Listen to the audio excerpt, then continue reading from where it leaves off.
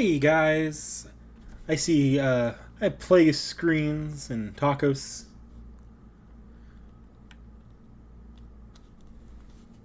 Gosh, I'm tired. I'm still tired actually. I delayed the stream yesterday because I was just exhausted, a little bit of heat stroke, and I'm still exhausted.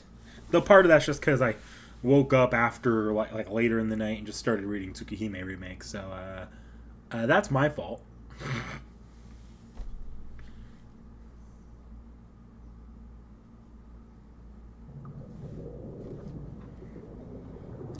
All right, as usual, let me know if any of the volumes are coming in odd today. Certainly too loud for me. But we're on different things. No, unfortunately I will not be at Anime Expo. I wish. I saw that Unlimited Blade Works experience. That sounds pretty cool. I'm really curious to see what that is. I hope someone gets video or photo of it online somewhere. Why have you been up 36 hours? Oh my god.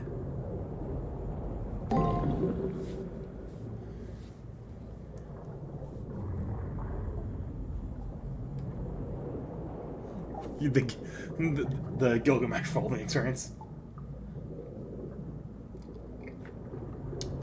I'll talk because it's funny you should mention that I ended up finishing all of the roots and endings yesterday. Did not go through and do all the bad ends. I might try to poke at that. I don't think I'm ever going to read all the bad ends. Just not from beginning to end, at least. Maybe as I feel like it. But yeah, yesterday after I would have been streaming, I managed to finish up the last route I was on.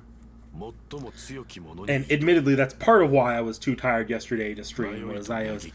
It's ruined my sleep schedule reading that.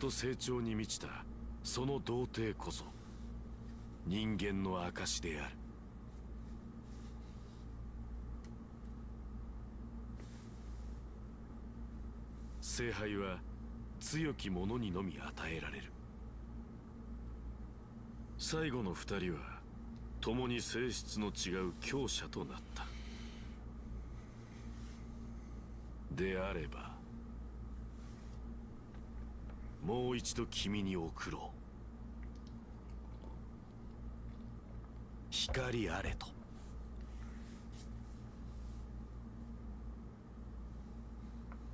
視点の玉座にて君を待つ。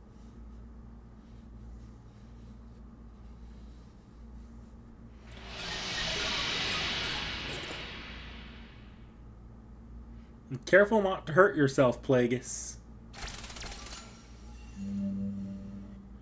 Oh, yeah, that CL route. Genuinely, after reading both routes, I'm kind of... Oh, it's still a little sharp for me. The next combatants will be announced on the second floor bulletin board. After reading both routes, I'm kind of convinced the CL route, like if any of them are being talked about with Ufotable for an anime, I think it'll be the CL route. If only one of them are, at least. I think it just seems like that's the one where all of the more modern, like, Type Moon action tendencies really went in towards.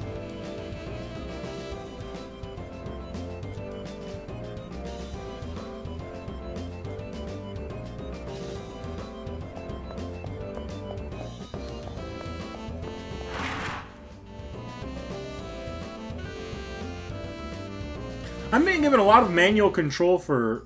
Yeah. Why am I even at the bulletin board? When I arrive at the bulletin board as prompted by the terminal, there is someone there ahead of me. I'm not surprised to see him, after all. There's no one else who would be there. Good day. Leo turns my way, smiling as usual. His servant Gawain stands one step behind him, straight as a sword thrust into a stone. Oddly specific example there, Hakuno. Unlike Leo, Gawain's eyes are calm. I sense no hostility from him, just an ironclad loyalty and unwavering confidence in his lord. Gawain's composure wouldn't slip, even in the middle of a battle. That righteous white knight would die without question for his lord. As I'm looking around, I'm struck by a sense of change. This is the last time I'll see the bulletin board like this. I looked through, though I already know the names. Master, Leonardo Bistario, Harway. Battlefield, the 7th Chimeric Lunar Sea. With this announcement at last, we are formally adversaries. Once again, I wish you luck. Leo's trying to speak casually, but something has changed about his voice. It's not that he's apprehensive about the fight. He's excited, almost thrilled. It's strange. Honestly, I never imagined that you'd be the one with me at the very end. When I first saw you, you were an industrious, adaptive, and rather forgettable individual. Over the brief course of this war, you've grown immeasurably, as if suited to the soil of battle. Now that you standing in front of me is a fitting opponent, not just in ability, but in constant continence. God, I can't with words today. As enamored with this feeling of competition as a little girl is the fairy tale.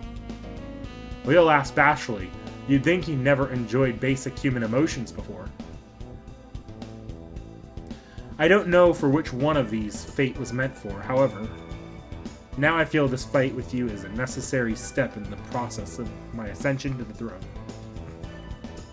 For showing me a side of the world I have not yet known, you have my deepest gratitude. Leo isn't being insincere, he's thanking me in his self-centered, condescending way. I believe he'll win. He believes he's righteous. Or he believes he'll win. He believes he's righteous. Freudian slip there. His belief in his own victory is greater than any I have ever seen. Leo, I understand your feelings, but further cordiality would be quite unnecessary. It has been an obstacle. The time to exchange words has passed with this now worthy opponent. You also require rest. A king must be at his best. Let us put an end to this posturing. Indeed, thank you, Gawain. I got carried away. I will take my leave now. I look forward to your next audience with me on the final battlefield.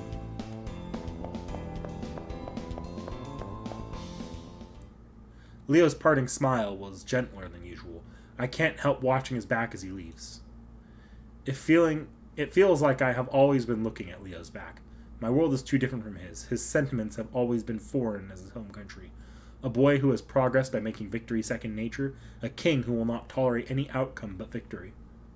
A person whose entire life has been absolute. I don't believe that he and I are equals, but then again, we're both king of the mountain right now. We came from many places to fight in this Holy Grail war. I will struggle to find my place. Alright, time for the final showdown, King. Okay, let's see.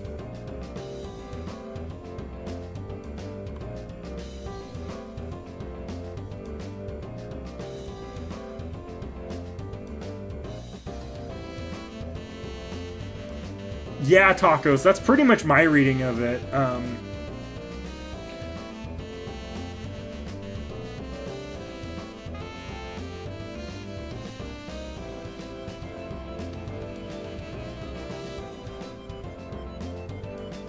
Honestly, giving Ark a lot more to do in the Satsuki route would be nice.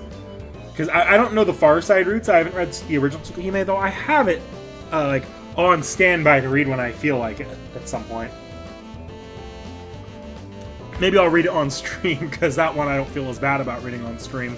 But no, wait, no, bad idea. I'm not reading that on stream. Forgot that one's still porn.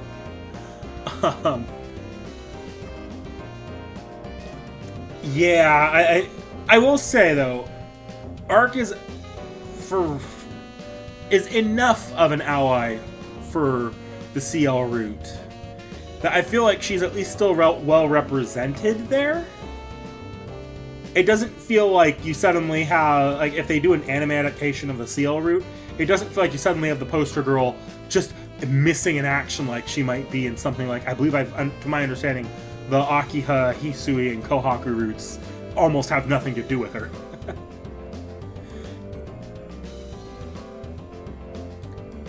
And part of why I think the CL route just balances its cast a lot better than the Arc route in the remake. The Arc route in the remake, it's great. It's a good personal story between Arc and Shiki, but it doesn't really have that much of a recurring cast. Whereas the CL route, it's a lot more focused on the overall cast, I think.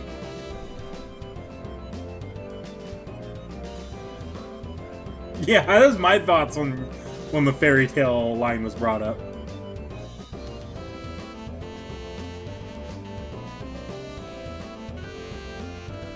Strangely enough, my heart is calm. I breathe easily. The memories of past battles, a comfort rather than a paralyzing factor. I'm not eager to fight, but I'm not distressed either. I'm mostly surprised at my own placidity. Whether or not she's picking up on my mental state, Castor gives me her cute smile. You've reached the final battle, my dear master. I always knew you belonged in it. Let's trounce that fake king and tear apart his condescending bad attitude for good. I mean, I can't really argue that kings are better than most people, or that he isn't born a winner, or isn't a born winner. But that little prince is wrong to think that he can beat you and me in a battle of abilities. Yeah, it wouldn't even matter if he was a god. My master is the best in the whole world. Yeah. Okay, I'm not better than a god. Given that Tomo's part, I'm gonna... What are you saying? Some people doubt in gods, but I could never doubt in you, master. That makes you better. Well, some gods are better than others, but you're better than some forgotten old idol. I am truly happy to be of use to you, master. After this last fight, I may be obsolete to you. But if it's only the tiniest bit possibility, I like to continue being of use to my master. I just said that as a joke. Never mind that. Let's focus on the fight, yeah? Trying to hide her embarrassment, Castor disappears. Yeah, this is the last time Castor and I will fight side by side. She stood by me even through the times where I had no will, no resolve, and no strength. I don't know what the future holds. But as for the present, I will focus on winning against my strongest foe yet. I'll win. That's how I'll show my appreciation for all she's done.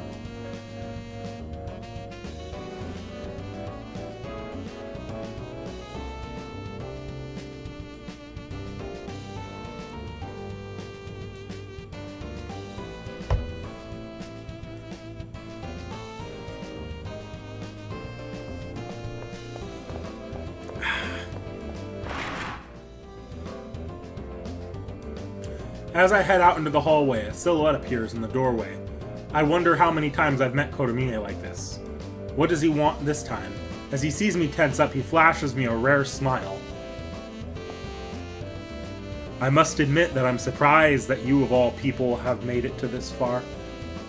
I welcome you to the final confrontation, Master. The Holy Grail is almost within your reach. The omnipotent construct that will grant any wish, any desire. Can you feel how close it is?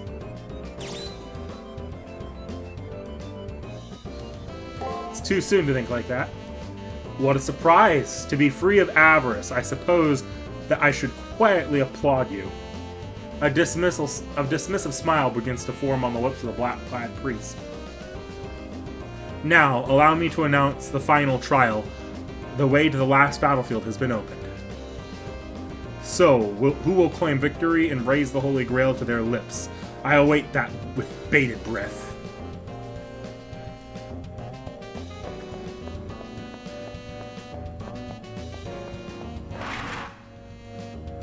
Hey, you're back. Great work! You're one of just 2 masters to make it this far. Don't even think about coasting, though, and good luck. Congratulations on surviving the 6th round, Hakuno. The Holy Grail is almost yours, but you could still lose it all in the last round. You don't want to let that happen.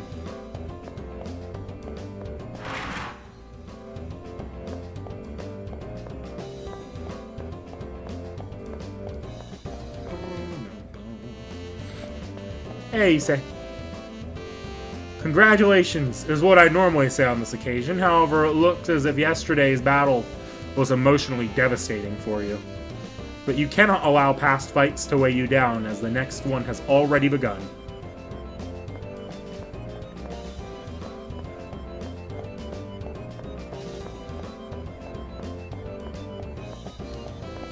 This is the multimedia room.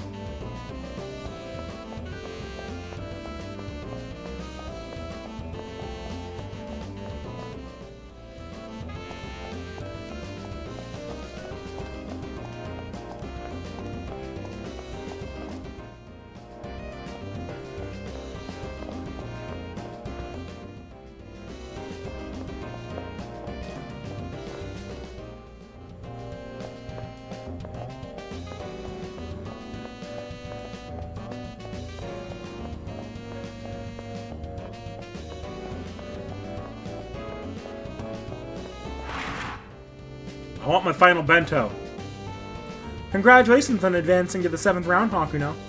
Please take a lunch. This is the last one, so I put extra love into it. Sakura's amazing lunch.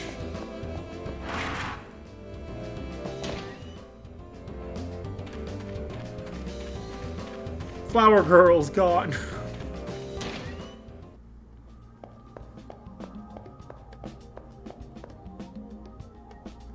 I can't count how many times I've come here, and now the only masters left are myself and Leo.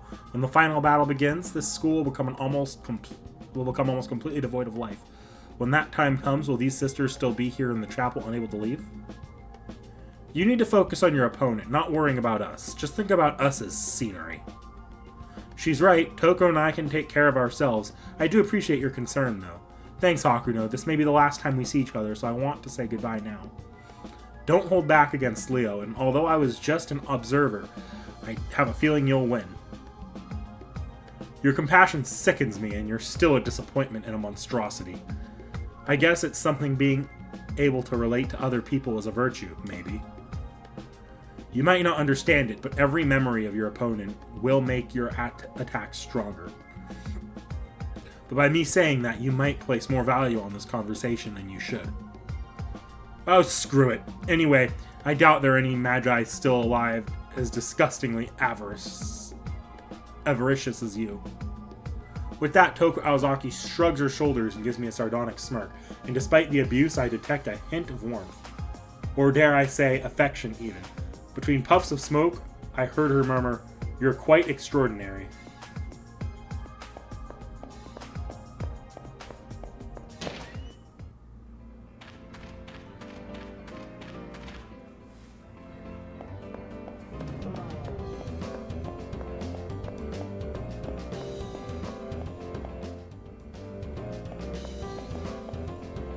Congratulations! I seriously never expected you to make it this far. The final battle is ahead. The commissary selection has been upgraded accordingly. What you got?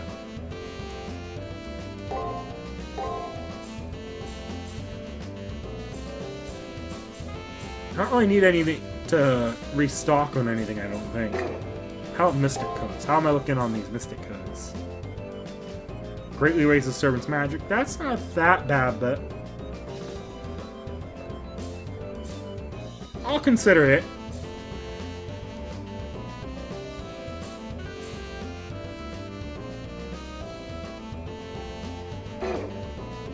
I'll consider it.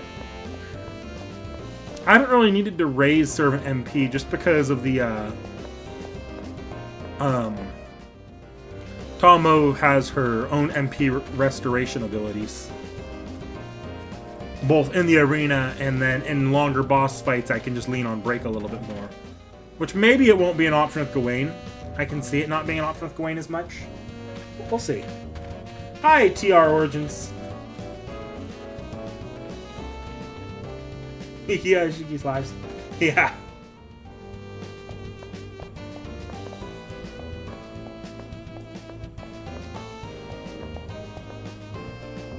Okay.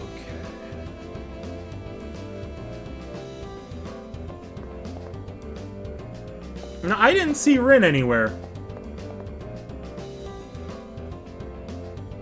Hallway to the arena. Is it because the culmination of this journey draws near that the footsteps feel so inevitable? Ooh, what are you looking at? Hey, there's nothing out there, aw. Geez, so not even the moon cell can be useful. Don't you know that you triggered a flag under those sakura blossoms with me, Master? Didn't bother to hide her flirtations, even while hiding her mouth behind her kimono sleeve. It's still hard thinking of her as a divine being, but that is the true nature of smiling, cheerful Castor who fought beside me. I ought to treasure this carefree moment, just like I treasure her carefree spirit. Huh? Well, what's wrong? Is there something on my face? My skin was soft and my ears were perky this morning. What's wrong with my face, Master? Distraught, Tomo hides her face. Whoops, I should know by now how sensitive she is and not to stare. I like her impulsiveness, though. Tomo is always reassuring me and even pushing me to do better. Hey, nothing's wrong, so I'm the cute little Tomo I always am? Did I say something weird just now? I think that she's so flighty that it is hard for her to understand people when they're serious. Anyway, it's time, Master. It's annoying to have to prepare, but the opponent is quite strong. My body might be foxy, but don't let that distract you, Master. Let's go, Master. Let's both give this fight everything we've got. These days I've spent with Castor have not been bad. I think I could be with Castor all the time. But still, the hour of battle draws ever closer. The final battle. No matter how the Holy Grail War ends, I'll be parted from her.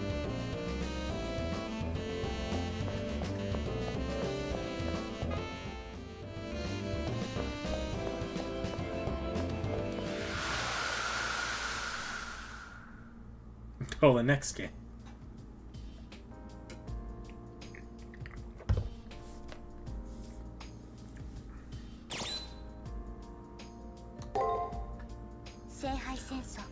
This will decide the winner of the Holy Grail War. Regardless of what may happen, just focus on advancing.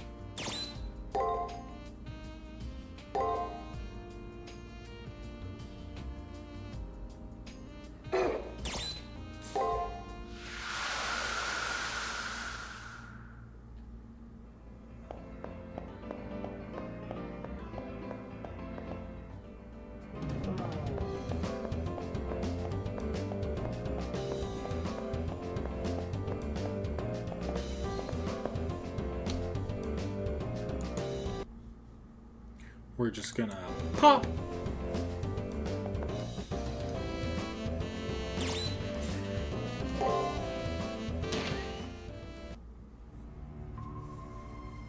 Always gotta start with this sound. Or with this track.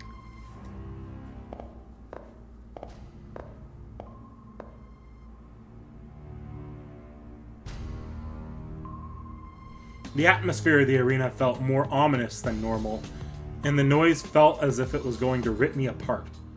The animosity directed at me is almost palpable. It makes me want to throw up. This horrid feeling of hatred, it couldn't possibly be coming from that young prince. Castor seems really on edge, but they're right. This feeling isn't coming from either Leo or Gawain. In fact, I'm almost certain I've felt this feeling of hatred before. But how is it? I'm not sure what's happening, but it might be the work of some evil imp. Stay on your toes, Master.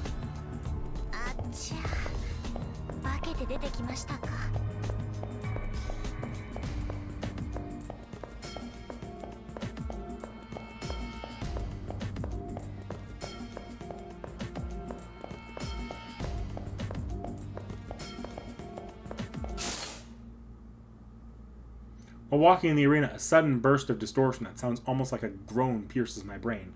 Could it be a voice? Gel us. Not yet. Die. Why myself? That was definitely a voice. I suddenly feel as if a wave of negative emotions is washing over me. Get a hold of yourself, Master. Lending an ear to the dead is worse than you could possibly do. Castor's words immediately bring me back to reality. While the aura of negativity is still very much there, the voice that seemed to ring in my head is gone. There's no doubt as to who that voice belongs to, but how? If I want to know the truth, I have to keep moving forward.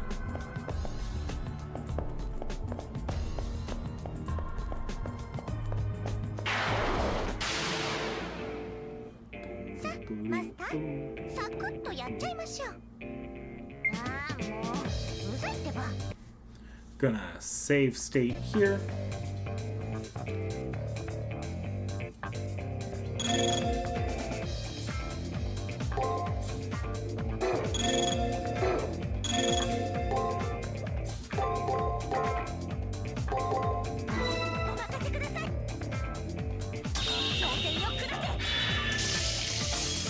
I don't know what this thing's pattern is, so that was attack, defend, attack, defend,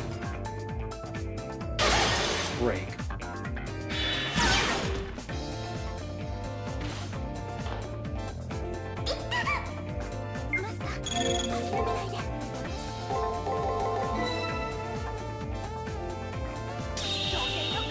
Yeah, I wasn't risking it.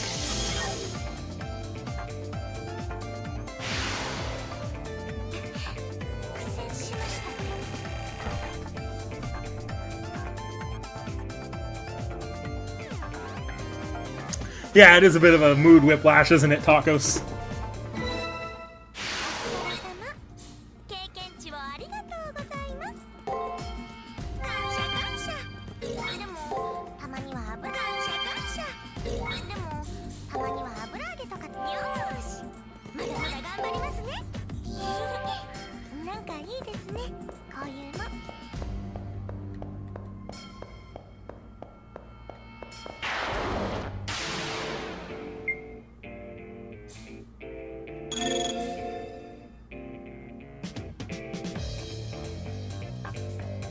Actually, for it not to stun, that would have been break first, so...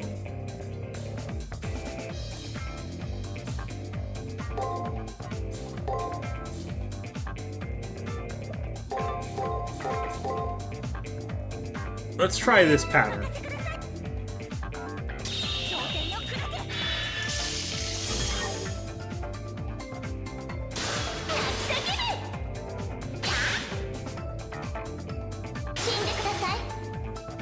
Alternating between defend and either break or attack then.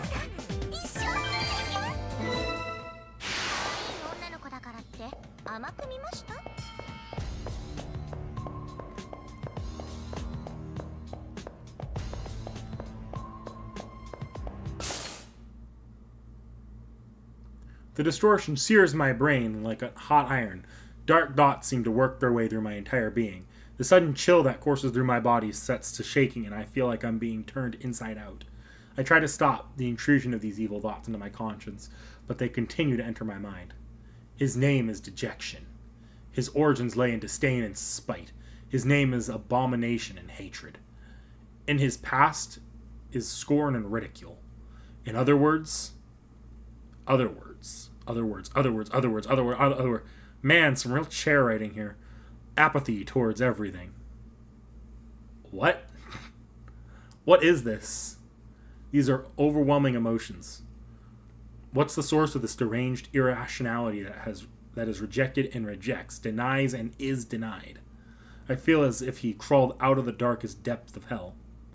I must, muster all the strength I can, and barely manage to endure the onslaught that threatens to engulf me. The horrors, seldom. Is that someone's voice? I push through the distortion and focus my attention on the voice.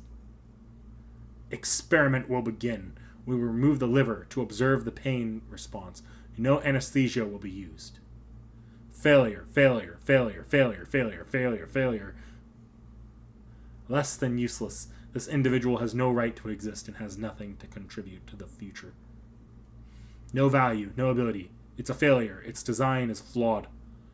The rate of aging is twice that of the normal person. I predict that its lifespan will be 25 years at best. What a failure. It's hopeless. This is most unforgivable of sins committed against nature. It'd be understandable if it came from common stock, but it came from a superior life form. Refrain. Stop. The voice suddenly stops. As I concentrate harder, I can see a figure beyond the distortion. That must be a woman. I focus my concentration, and as I stretch out my hand, a scene plays out before me. There you are, Miss Alicia. That voice sounds much younger, but it definitely belongs to Julius. Though his voice is audible, his figure doesn't appear. This must be his memory, then. A woman named Alicia turns toward Julius, but time has degraded the memory of her facial features. Oh, yes. What's... Oh.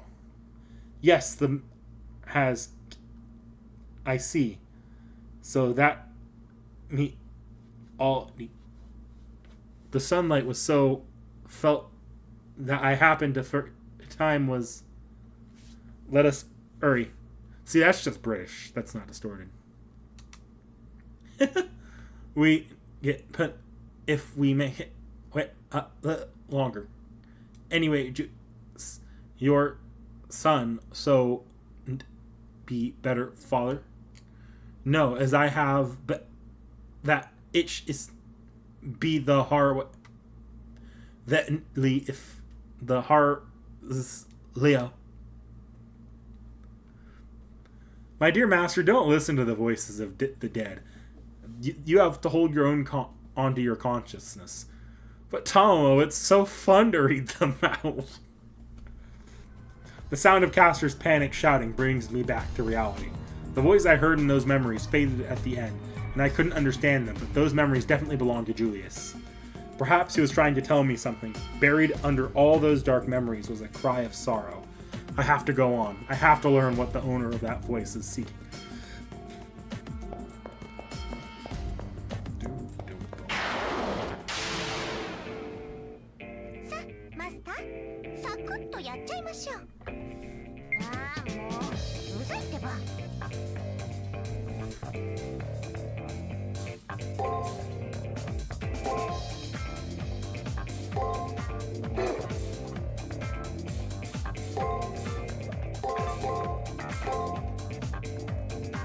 Let's try testing my theory here.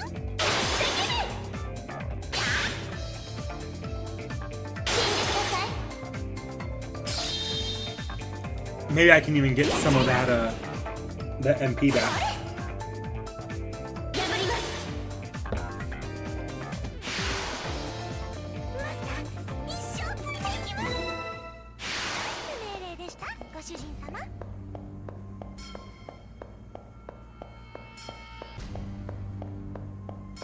Hey, Mr. Bull. I'm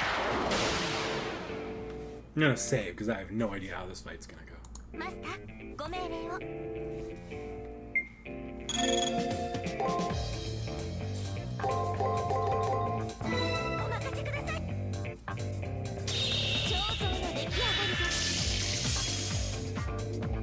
So that was a break. Attack. Defend. Skill. Break. See that? And that's why I save stated.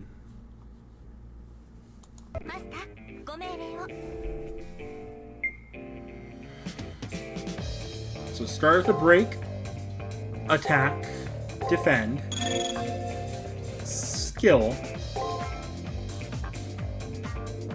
and then it was a break and an attack, I believe.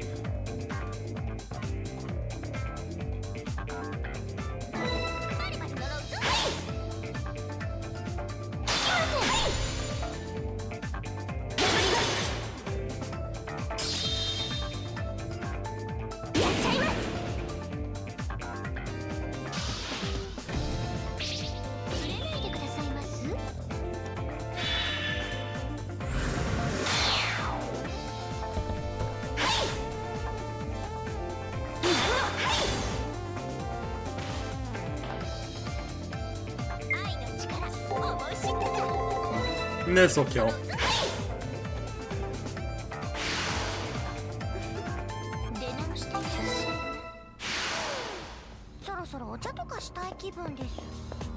Calm, I'm reading Type Moon Lore, don't wake me.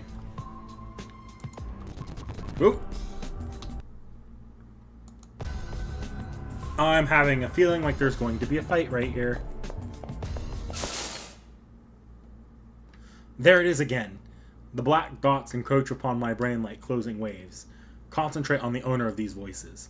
I'm drawn into those dark dots, avoiding the desire or distortions that try to envelop me. I reach out with my mind. Where is that figure? When I settle my thoughts, a scene suddenly begins to play in my mind. Is this the continuation of that scene from before? Let us hurry. Making him wait just a little longer won't be enough to get us in trouble. Anyway, Julius, you're his son. Why don't you call him father? I can't. I don't have the right. I was not born with that which is needed to lead the Harways. The one who will succeed the throne is Master Leo. That's how it is. Tell me, what is that he has been so occupied with as of late?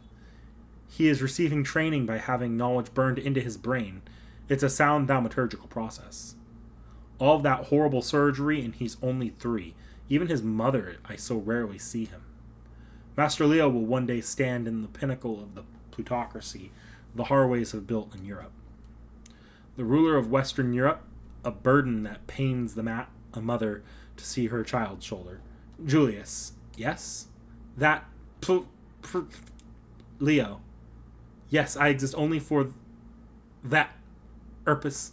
All now to make the Holy Grail have serve that I had summoned in is an East real artist named Uwen and Julie. I apologize. Abel on ask. It's all plor Leo. Yeah, ev for life. Could these be Julius's memories of the time before his soul became irrevocably strained as an assassin? I focus even harder on what I'm seeing and reach out even further. Something is there. What is that you want to say? And when I finally reach the absolute depths of the blackened soul behind these memories, kill, kill, kill, kill, kill, kill, kill. Let me die, let me die, let me die. Kill, kill, kill, kill, kill, kill, kill. Let me die, let me die, let me die. Kill, kill, kill, kill, kill, kill, kill. Let me die, let me die, let me die. Kill, kill, kill, kill, kill. Let me die, let me die. Kill, kill, kill. Why kill, kill? Let me die, let me die, let me die. This chair. Nasu! Master! Please wake up, Master. Castor's almost screaming in desperation and fear. It seems that I'm still alive.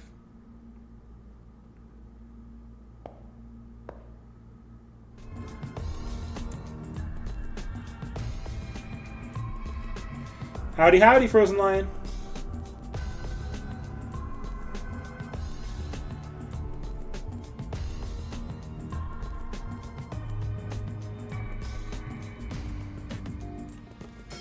My hands are still clenched into fists. I'm covered in sweat and I'm panting with exertion. I give a nod to the obviously distressed Castor to show I'm okay, and then slowly get to my feet. But it was there, a cry for help in the depths of Julius's consciousness. I have to know what it means.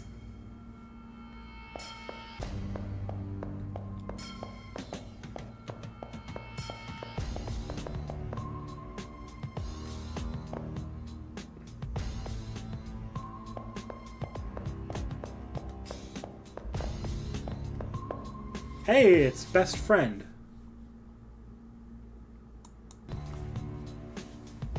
And then teeth.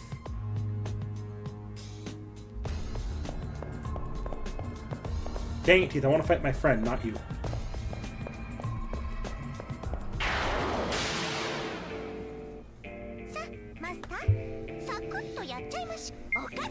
I'm going to save state here.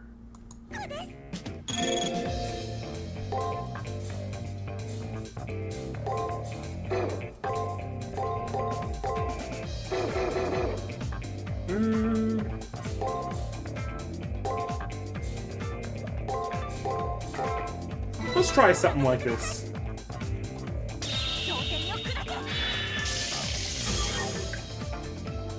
Well, that part works.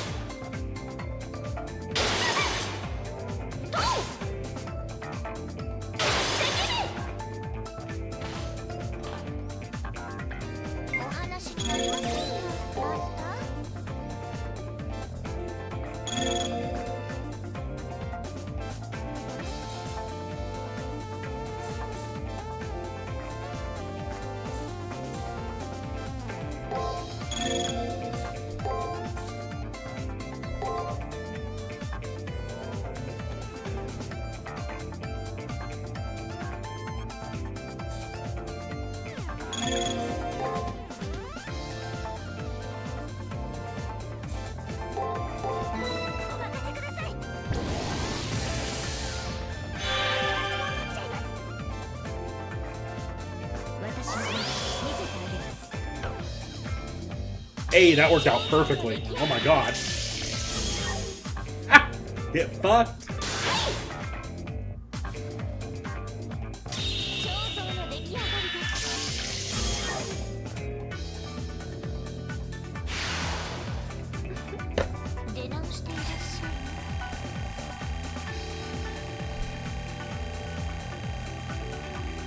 Yeah, I'm gonna level up.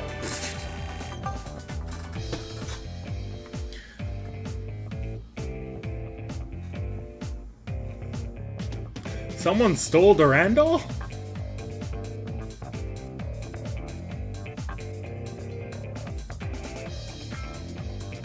Birds are demons.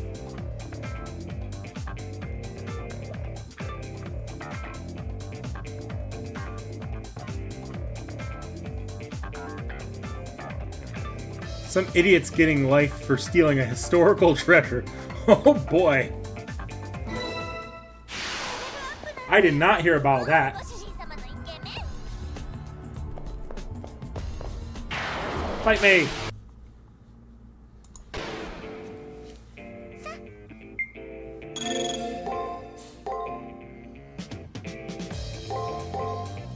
Do this. I have a feeling he's going to be doing a lot of attacking. He might break here, but...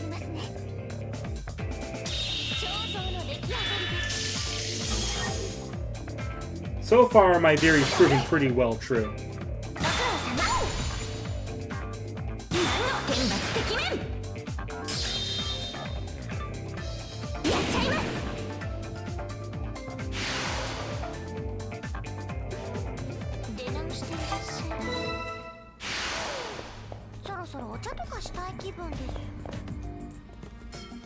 Well, that's not foreboding at all.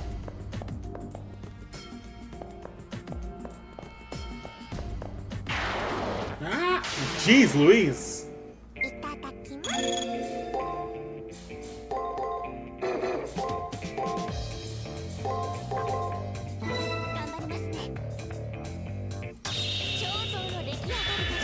Repeated lightning bolts.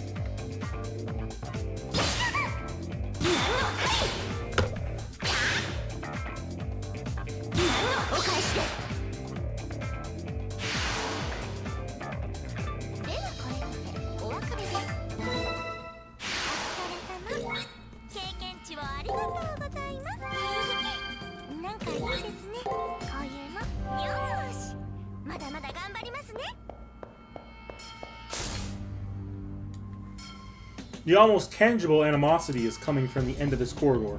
Although the source of it isn't approaching, I can tell that it is incredibly dangerous. I somehow know that the hatred is directed at me. It is so intense that it feels as if my very soul is being impaled by it. I knew it was that gloomy guy. I can't believe he came back from the dead. He must really hate to lose.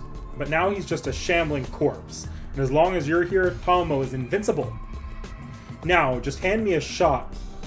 I mean, say the word and he's toast. Also, we have to beat him to get out of here. Is she gonna say hand her a shotgun? The source of this feeling of hatred is Julius, but his power seems different than when I last faced him. The threat before me is very real, but I have Castor on my side, and if I don't defeat the enemy before me, I'll never make it to the elimination battle. In addition, even as the force of his grudge hits me, I feel something other than a desire for my death. I want to know what that feeling is, no matter what may be waiting for me up ahead.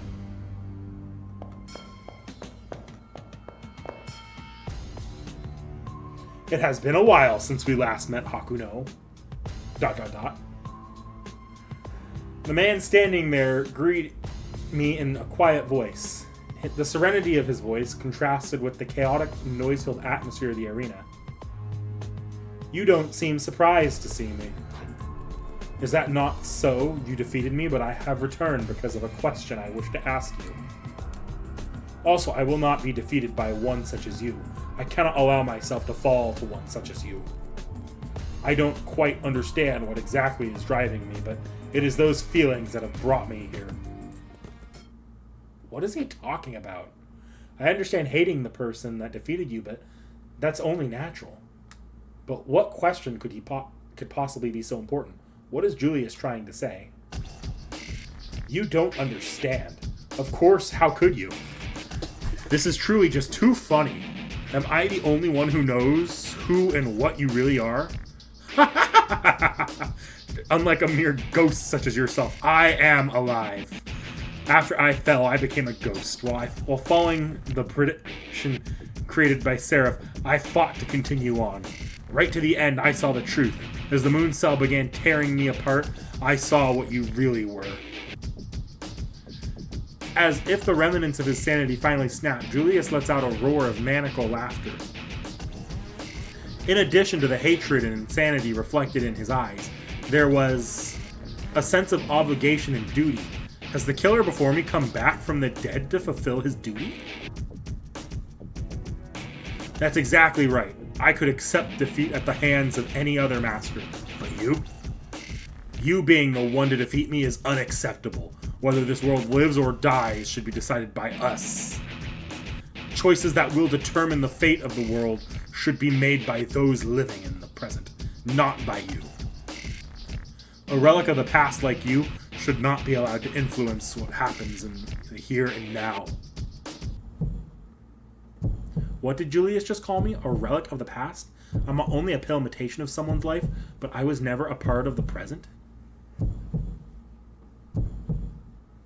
That's correct. You're a reproduction of someone who lived 20 years before the world slid into stagnation.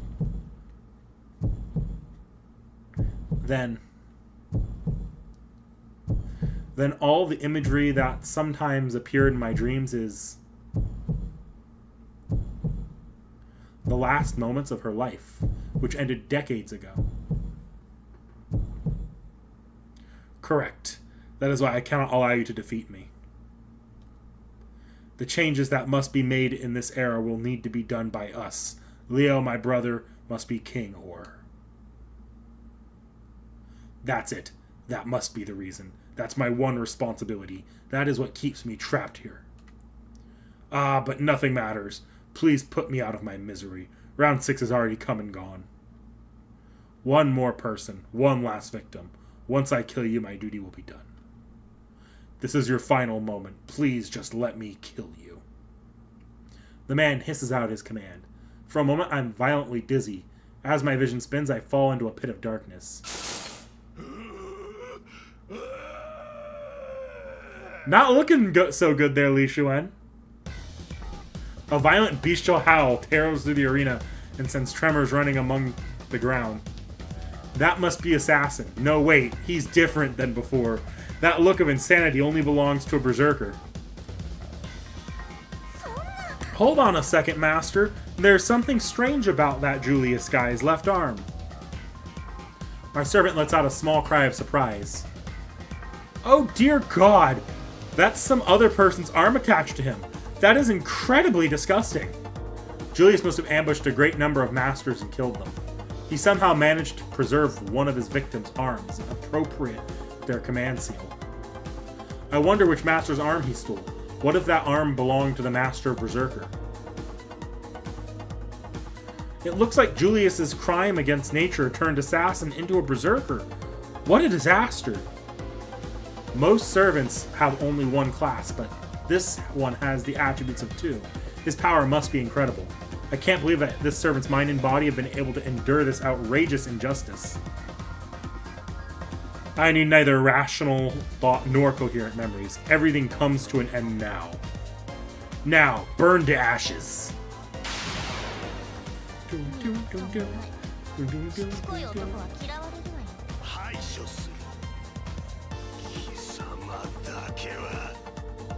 Li Shuen Assassin Berserker Extra. Oh, thank God. Yeah, let's save state this.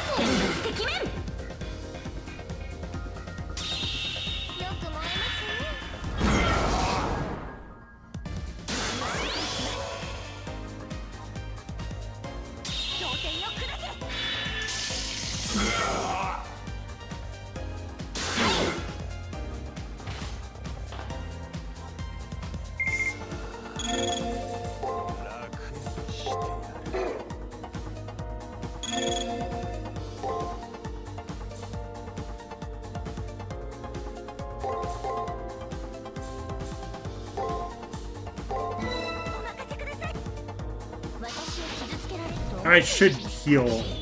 I didn't think about it. I should have healed there.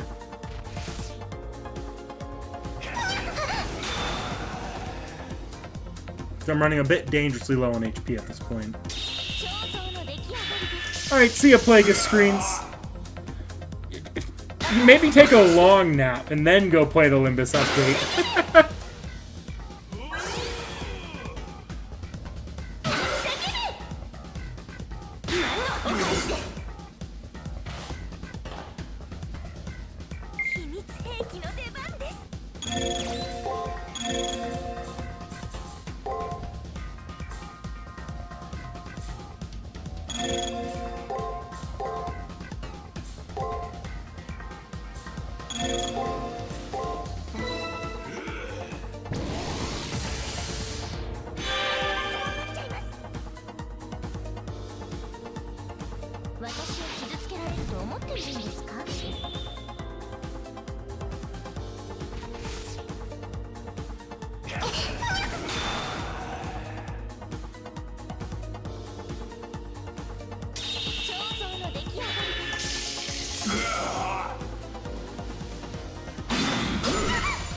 Ouch.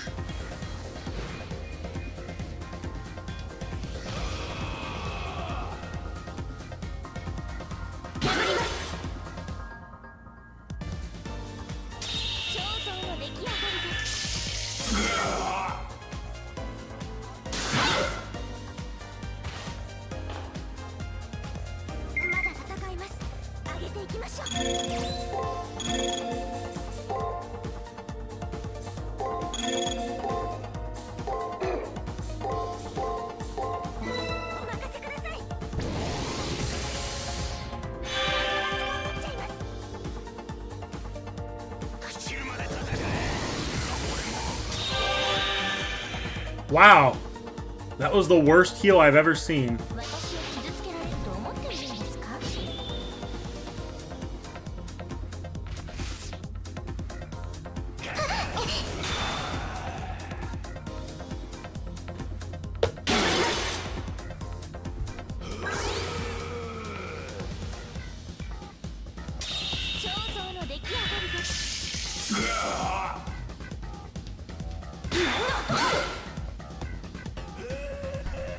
Get out, punch Li Shuen.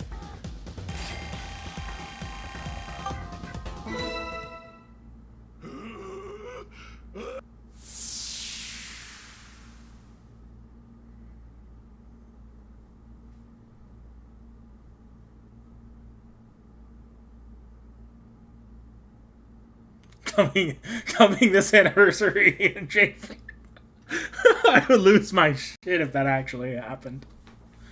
With the ground-shaking roar of bestial rage, the once ferocious martial artist disappeared into the sky. Li Shuen, considered by many to be one of the greatest masters in the history of Bajiquan. Considered by how many people? The 3 people that know about Bajiquan? Though dedicated his life to martial arts, he was undone by the karma his acts of violence demanded. Ugh. Julius's normally refined features contort as the command seal on the back of his hand glows a deep red. Unable to withstand the pain that's surging through his body, Julius hunches over. I can barely watch as he writhes in pain. It's too late to help Julius. His command seals disappear one by one, and his body collapses upon itself. I cannot bring myself to strike the finishing blow, despite the fact that he tried to kill me many times over. I can't kill him as he is now. The person from who this body of mine is copied from might have lived their life much like he did. His eyes slowly open. So this is the end. Julius breathes in deep. There is no longer the madness of bloodlust tinging his eyes. The serenity in your eyes, though I cannot understand why, you actually have some pity for me. As his shoulders move in time with his labored breathing, Julius looks up into the sky of this empty world, covered by the waters of a virtual sea. Remember the question you asked me before the elimination battle. Why do you kill? You were right, you know. It's exactly what you guessed. The Holy Grail, the Harways, none of that ever really mattered. When I was young, only one person ever showed me love. Me, who had never been loved before. No one can live without love, not even someone like me, whose life had no value otherwise. There was a woman who taught me that my life had value. She died without any warning. It was so sudden, in order to secure Leo's inheritance. Her family had her assassinated. And her final request to her killer was that they protect Leo, my brother. I can no longer clearly remember the exact events. Looking back on it, the whole incident seems so surreal. I liken it to a badly made movie, poorly made, laughably acted, and generally done in poor taste. Julius isn't looking my way. He is now deep in his memories. But since then, my purpose was clear. I would work to grant her final wish, and then join her in death. People began to despise me like I was an evil spirit whose hands were forever tainted with blood. But I could accept that, because in trying to grant her wish, I had a motivation in life. But you, while destroying my cause, you didn't finish me off. Why?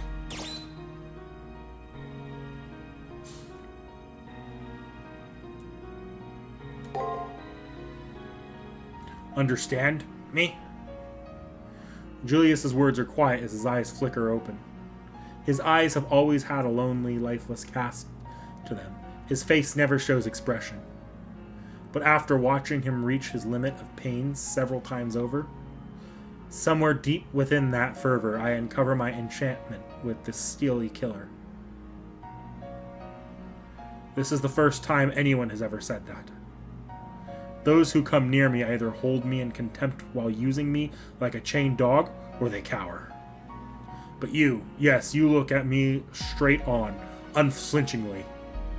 No matter the depths of darkness and despair surrounding you, your eyes flash with determination. I wish I had such a strong will. I envy that about you. He raises his right hand toward me. Is it odd?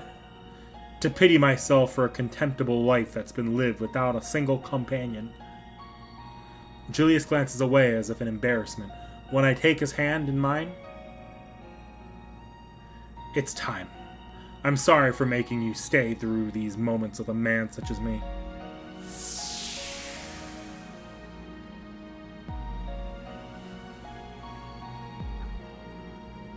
Suddenly, his hands and feet turn translucent and seem to dissolve into the air.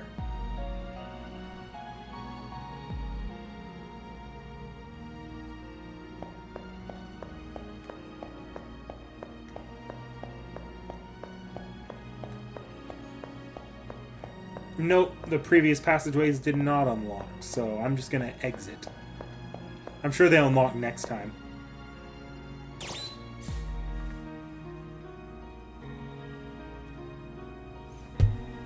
For the third loss of the famous T.H.E shed a tear.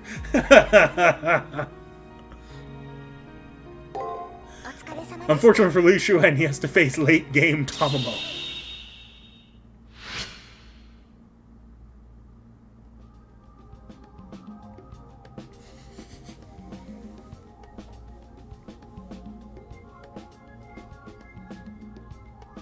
Mr. Gloomy found salvation in your kindness. I'm a little jealous, but you did a good thing, Master. However, don't you think it's really suspicious that we haven't seen the little king around? He talks all big about being a king, but mark my words, he's off plotting something sneaky this moment.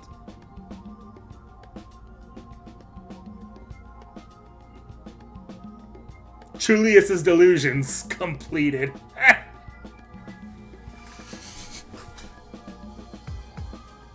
Target level's 35, so I've technically already hit the end game target level.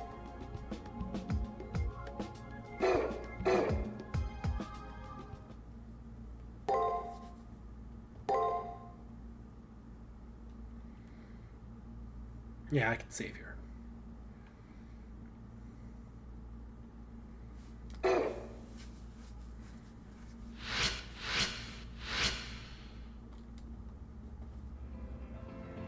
The assassin appears for the third time. Only in the Holy Grail War could I meet such an opponent.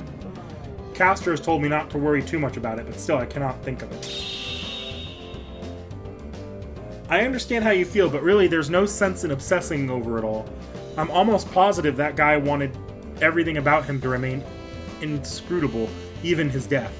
He may have been a dastardly villain, but at the very least he had a sense of shame. And he was an assassin. It's not like he wanted anyone's approval. He chose strength above all else.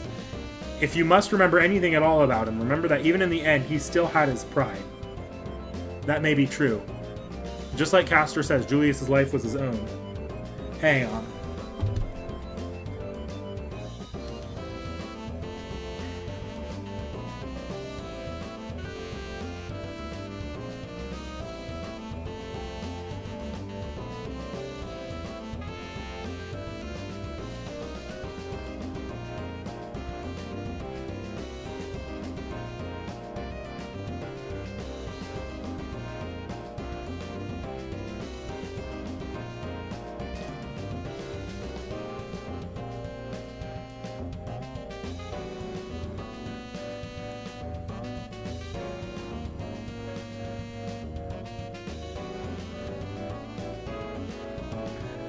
Sorry guys, I was reminded by my father just now that I'm going to be locked in tomorrow if I don't get out of the house quickly enough.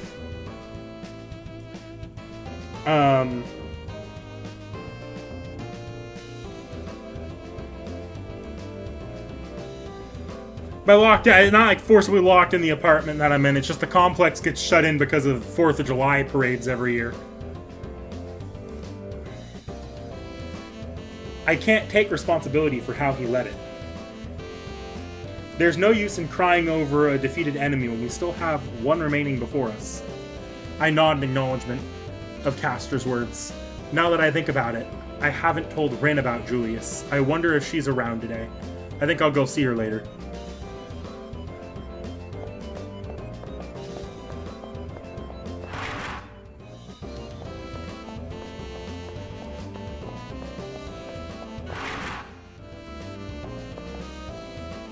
You're interested in what created the Moon Cell automaton? Unfortunately, I don't think your primitive brain is capable of comprehending the truth. Fuck you!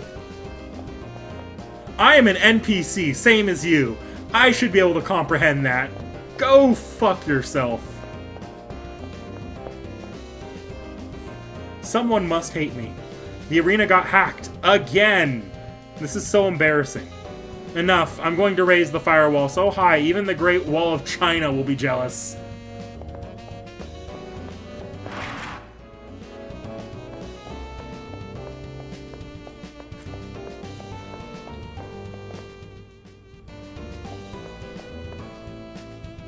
It appears that you have a strong bond with your servant. Be sure the connection you share with your servant doesn't overwhelm your good judgment. Come back in 2 games. This is the multimedia room.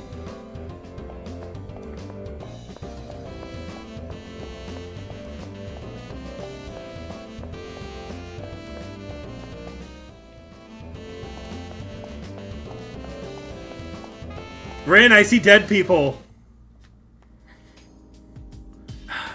To think you actually made it this far.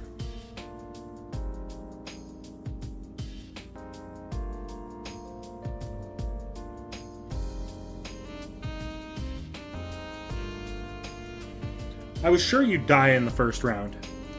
The joyous expression on the girl's face is totally at odds with the sarcasm in her voice. However, I have to be honest with myself. Without her help, I would be dead by now. While thinking about just how much she's helped me, my true feelings inadvertently slip out. Thank you for everything. It's only because of Rin's help that I've managed to make it this far. Idiot.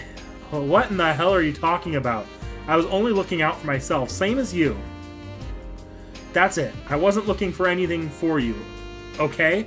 Maybe I helped you out a little. But all of your victories were a result of your hard work. I had very little to do with them. Remember, the final battle still remains. Although Rin was blushing for a moment, it quickly faded as her mood turned serious again. She's right, the finals await, and a deadly obstacle stands between me and the Holy Grail. I will only say this once, so listen if your life depended on it, what I'm going to tell you.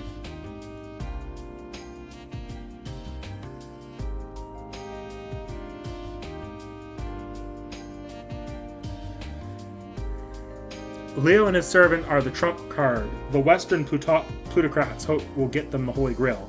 Their strength is such that even Lancer and I could not face them unaided. However, I can't explain why, but I have a feeling that everything will turn out okay for you. It's odd for me to say such a thing. Even odder is that although you're strong, I can't say how. Remember, you're just as powerful as Leo. When the time comes to face him, do not hold back. Me powerful? I can't believe that Rin Tosaka of all people would say that about me.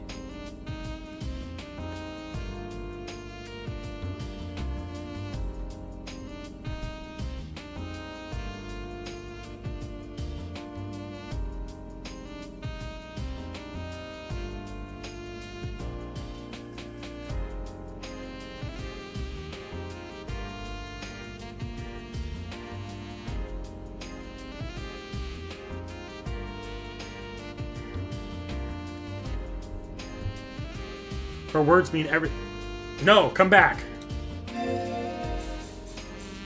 Her words mean everything to me. For the first time, I received praise from a fellow master. Oh, whoa, what's with that creepy smile? You look like you've just won the Holy Grail War. Now go, you should head to the arena. You no longer have time to relax. She then hits me violently in the back, and a sudden thud followed by incredible pain. While trying to hide my smile at her embarrassment, I turn and leave the rooftop behind me.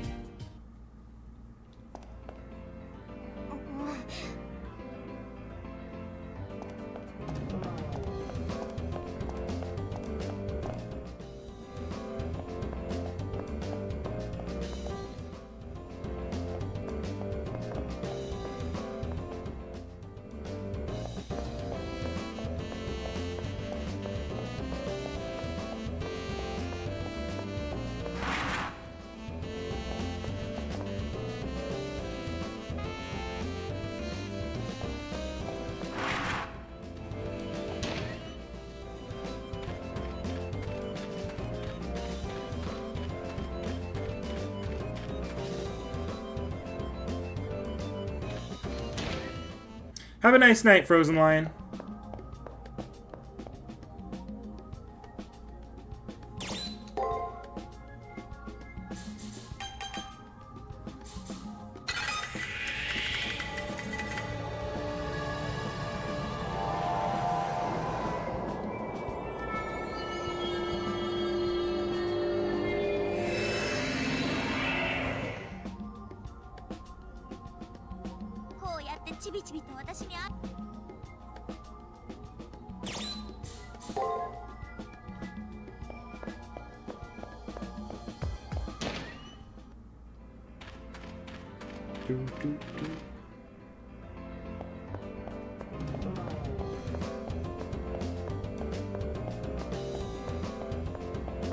Have I already explored outside? I might have.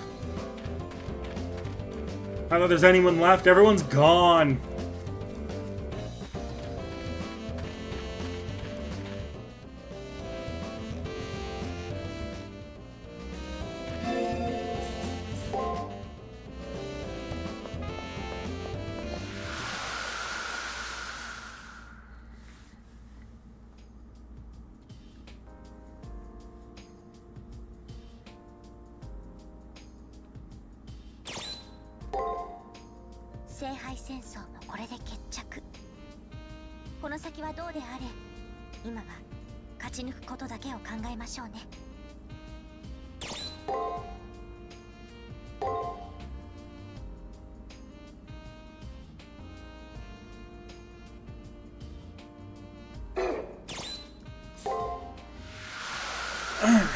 Back to the arena. I actually came decently close to another level up, so I think I'm going to go for another level up in the arena. Don't know if I'll do it in the second half, though, given that I started the week already at the target level. Caster's subdued manner and twitching ears immediately tell me something's wrong with her. What's up? Why are you looking at me like that? Come on, we need to get to the arena. Caster seems to have returned to a normal, exuberant self, but it feels really forced. I want to help her in any way I can. She is my partner in all this, so I ask. Is something troubling you? With a small gasp, Caster becomes almost immediately wide-eyed and flustered at my question. What do you mean? I've been hiding something from you, and the guilt's killing me. This is more serious than I thought. Tomo is usually all smiles, but it seems that right now she's anything but happy. I'm finally able to read the subtle changes in her mood.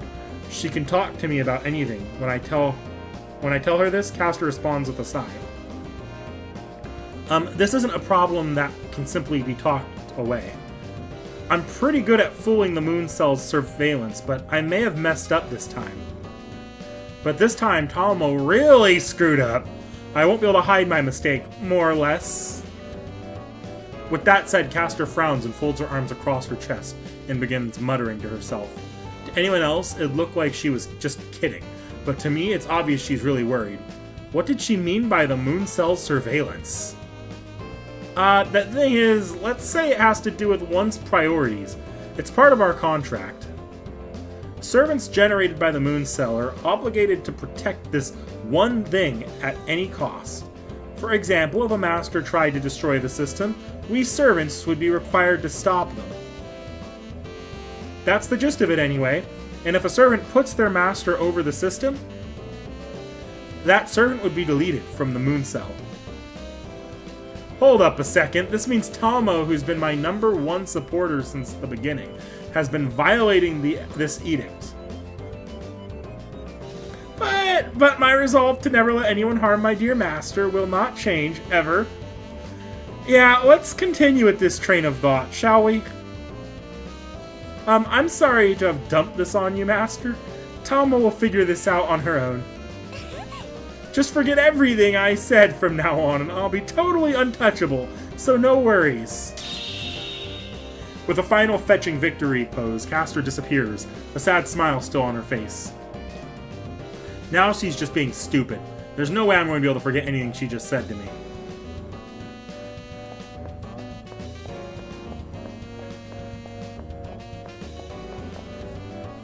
Day 2! Still from the first round grinding, so I'm not gonna...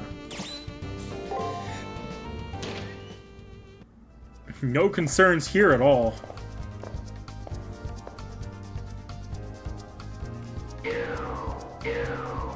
Thank God. We're really going through these all one by one. They're sealed open at the same time. Julius must have somehow hacked the arena and blocked the passages.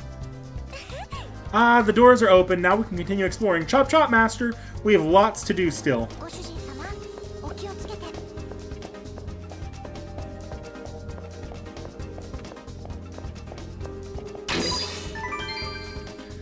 See you when you get back, tacos. I didn't actually comprehend what I picked up there.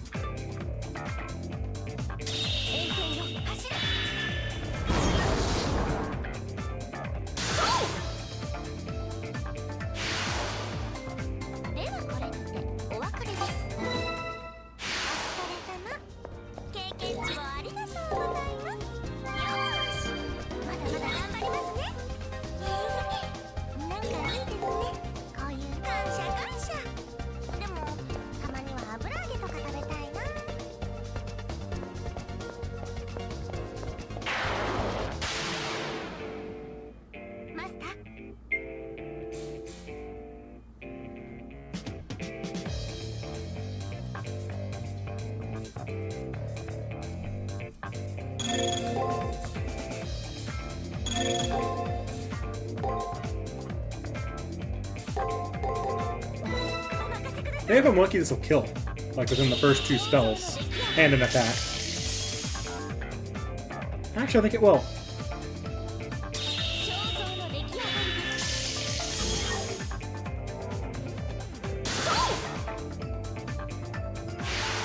Late game Tomomo. Dear God. Like, this is ridiculous. Like, even in the last chapter, I was still feeling some challenge. These enemies are like folding like paper.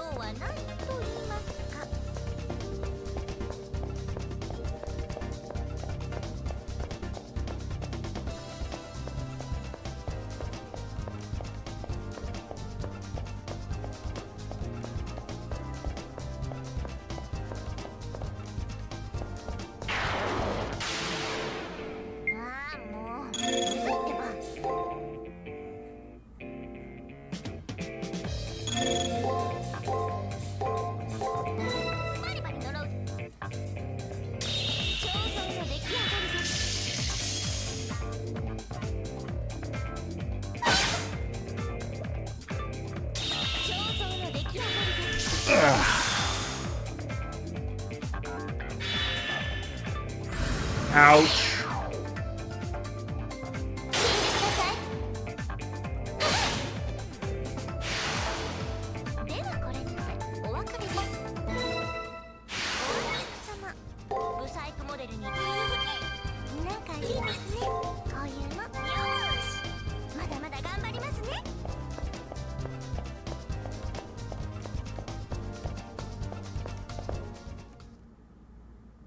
There doesn't seem to be any enemies lurking around here, so maybe I can actually relax for a little while.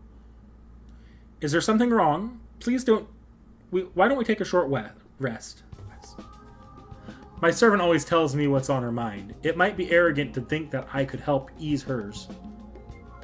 As those words leave my lips, Castor's expression turns decidedly gloomy and... You're actually worried about me? You can't imagine how happy that makes me, Master. But really, I'm fine. It may not seem like it, but Tomo no Maya is actually a very patient woman. And I'm pretty sure I can overcome any torture the moon cell could possibly devise. Pretending to not notice what she's going through isn't going to work anymore. She means more to me than anyone else. How can I possibly ignore the fact that she's suffering? Your kindness and compassion is putting me in a rather difficult position, you know. My fundamental role will always be to help my master make it to that Holy Grail. That should be my only goal, so I can't allow you to put yourself in danger on my account. So forget about my petty problems and focus on the Holy Grail. Our next opponent is really strong, you know. As she says this, she turns her back to me again. The shiver of emotion that ran from the tip of her tail and up through her ears was impossible to miss.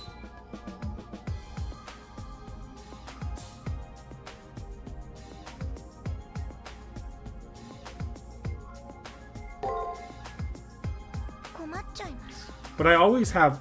I didn't know you had a sadistic streak, Master. And I am honest about my feelings. Anyway, I don't want her to struggle with her problems by herself. We're more than master and servant now. Haven't we always held and support each other throughout the war? But I don't deserve such kindness. That's why I can't ask for... Castor's voice starts to crack with emotion before she could finish her sentence. The agreement with the Moon Cell. Any servant who puts their master before the Moon Cell will be punished. And as her master, I'd be punished as well, even if unintentional. Any master who raised such a troublesome servant would be eliminated. That's why Castor is insisting that she should handle it by herself. Her rationale is that if I don't know anything about what's going on, the Moon Cell would leave me alone. Castor has always been with me. I see now that her smile is her way of dealing with the fact that there are some things she can never have. Afraid, hurt, and lonely. Although not human, she's probably the most human out of anyone I've met here. When I first met her, I found her exuberance overwhelming. Having faced death together numerous times, there is no one else in this place that I trust more. I cannot...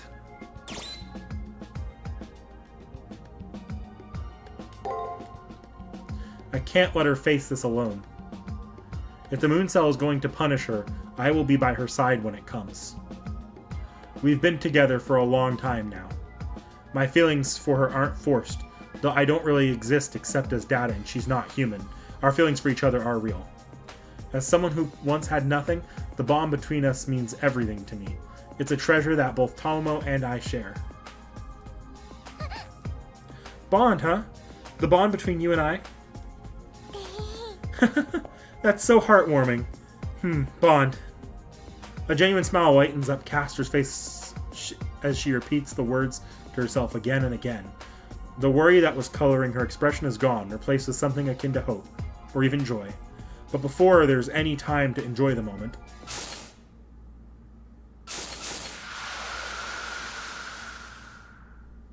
The fuck are you? What in the hell is that? Hakuno and I sharing the same exact brain cell. An ominous figure approaches us. It feels as if its only purpose is to eliminate both of us. Us both. What the? That's the Seraph? A miniature version of Seraph? It looks like the hidden stats that govern my affection towards you have been maxed out. Or something like that. Castor has obviously been hiding this from the Moon Cell for a while. But her feelings that screamed, "My master means everything," couldn't be hidden from the Moon Cell forever. I'm so sorry. I knew this was going to cause you a whole bunch of trouble. But if this is the worst punishment the Moon Cell can think of, this will be a cinch to deal with. Isn't that right, my dear master? That's right. If the punishment is to me a physical one, dealing with it shouldn't be much of a problem. No matter how strong the enemy may be, if they have a corporeal form of some kind, we'll just show them just how strong our bond is. You know, like we always do. Now just sing out a command, Master. I'll show how brave I can be. I'm getting so excited.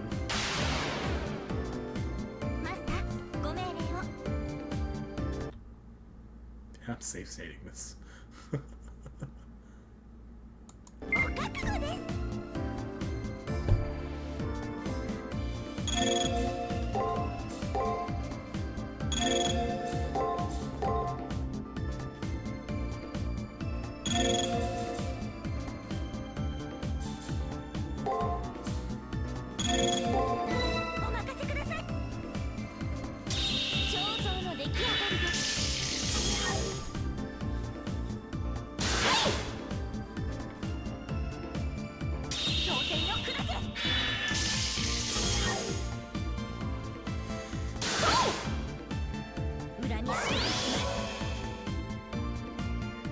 Even the moon cell's no match for late game, Tomomo.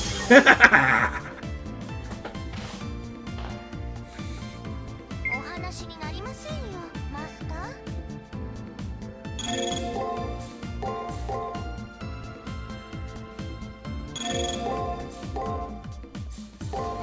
バリバリ呪う。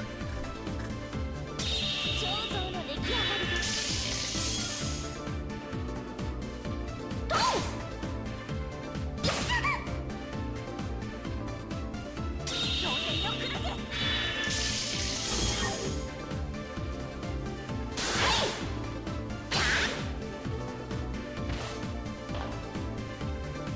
そろそろ終わりにしちゃいたいですね。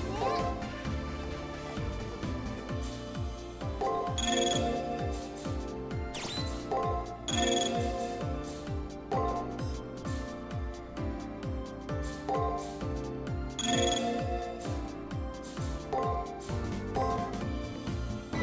任せください。それ。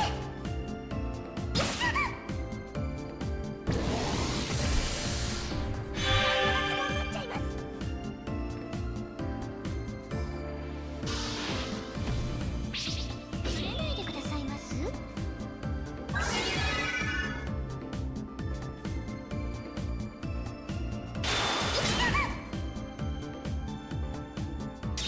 天を走る。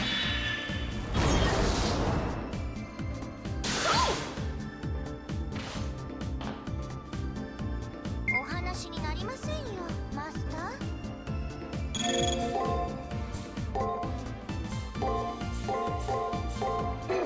お任せください。蒼天よ砕け。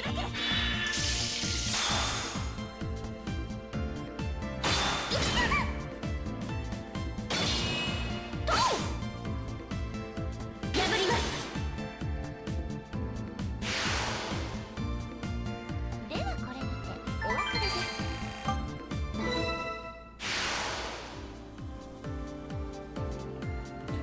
And almost as if it never was there, the program sent to kill us vanishes. The anti-ship program.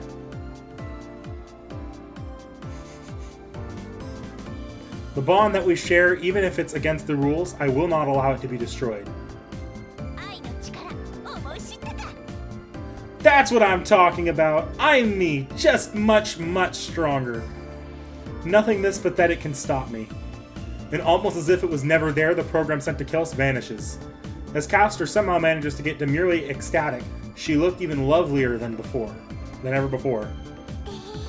Let's get moving, Master. As much as I'd love to, there's no time to get sentimental now.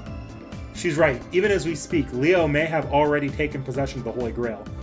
What we've faced just now was only one of many obstacles. We haven't gone beyond the first floor yet. But one thing we can say for certain is that what I now have with Castor is more precious to me than any treasure. 可愛い女の子だからって甘く見ましょう。 Hey, look at that! New music track for the rest of the arena. よーし、まだまだ頑張りますね。 I don't plan on ending immediately after this, so getting the cipher key. So what I'm gonna have to do is I'll drop an MP heal, and that should give me the ability to. If I fuck around a bit, I might be able to get some MP back. My friend is missing.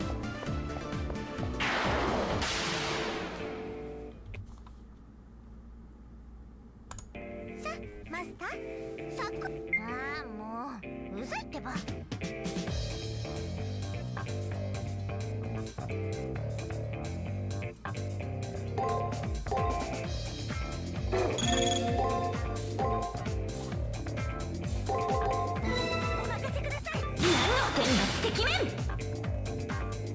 Why did I defend after I drew this?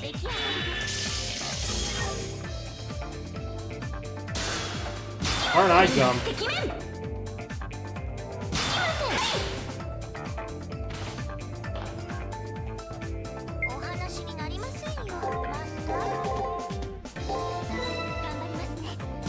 お返しです。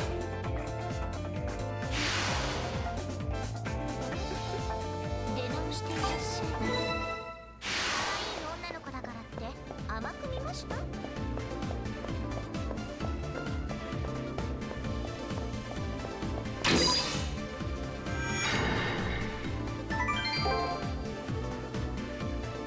？The dead can never hope to beat the living. Even though Zombie Julius tried to stop us, we got the trigger.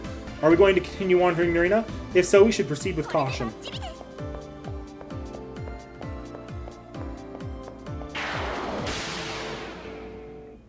マスター、ああもううざいってば。バリバリ呪うぞ。ご苦労様。ご苦労様。お返しです。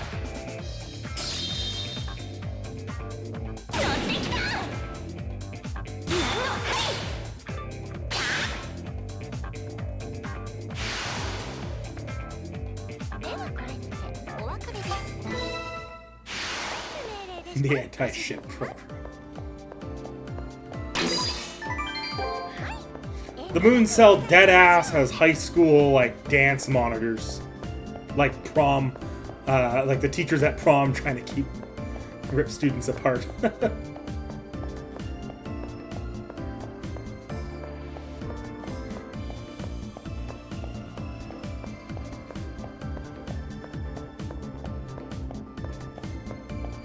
We will have none of that sex here in this good Christian Holy Grail war.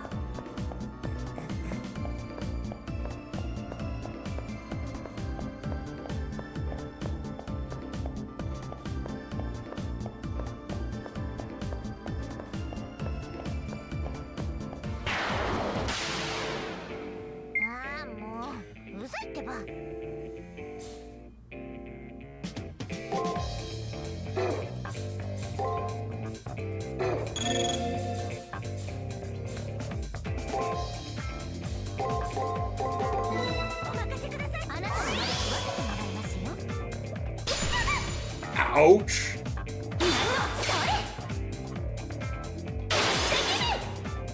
I got greedy. Oh boy, I got greedy. Fuck! I have to go back. Damn it.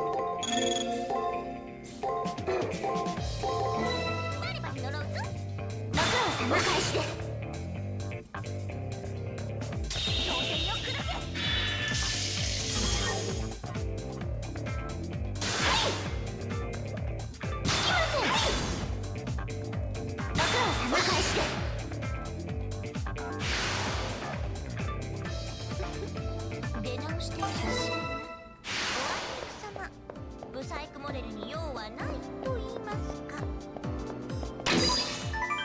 贅沢は愛です。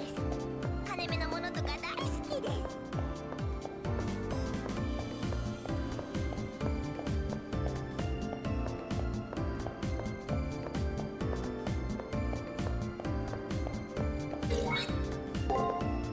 感謝感謝。でもたまには油揚げとか食べたいな。 Should be a little bit less concerned with items this time around because items have been mostly useful in the arena, outside of like having a handful for if a boss fight goes ass up.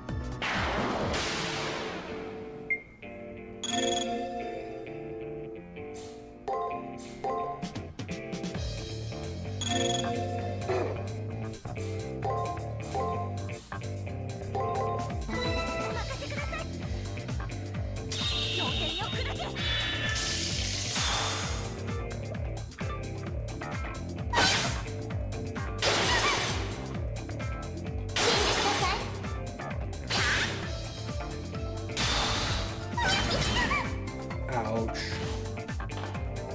I think I saved again. This is why I'm gonna have to... This is gonna take longer than I was expecting.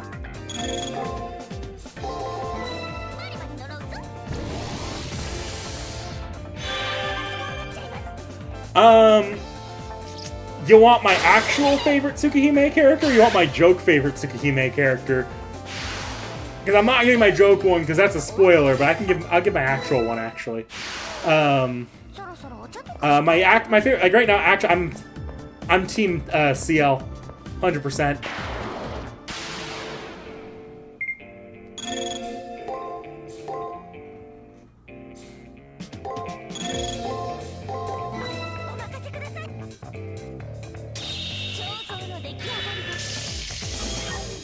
The correct option on the first day of the CL route.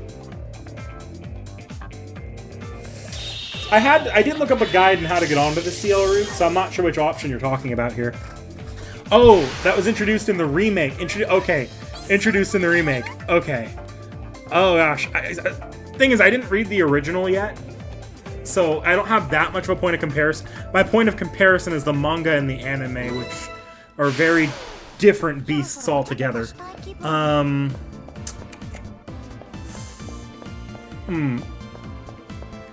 I like Noelle as a story inclusion. I think on the CL route she's really, really good. At the same time, I kind of found her annoying on the arc route. Maybe Mario? Maybe Mario. Like, there's nothing that great about Mario, but like I got a kick out of just like every time he was on screen, I got a kick out of it. It was funny. Because he's just the most... He's the biggest asshole in the game, and I love it.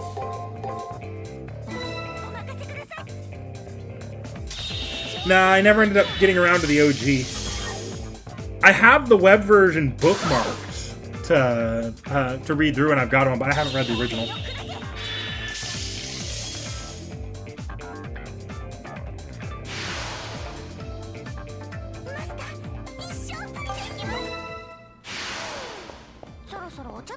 Probably popping to the original once I've cooled off from the remake, or maybe after I've read Fate Stay Night later this year. Even though I've read Fate's, like, all of the Fate in the majority of UBW before, I'm probably just gonna reread it once the the international multi-language version comes out.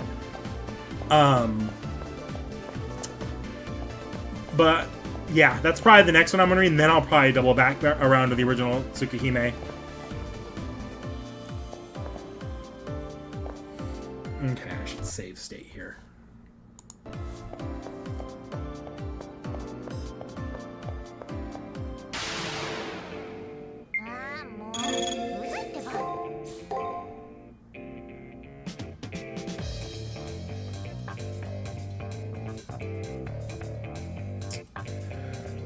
Yeah, I kind of know I know about the consonant guys situation. I've seen interviews on why that choice was made too. That said, they also kind of hint at him in the game itself. Would be funny if he just showed up in the far side, though, doing his own thing. よく燃えますね。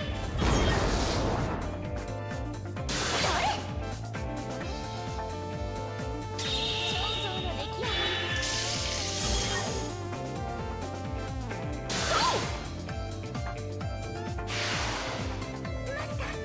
す。 Oh, CL side.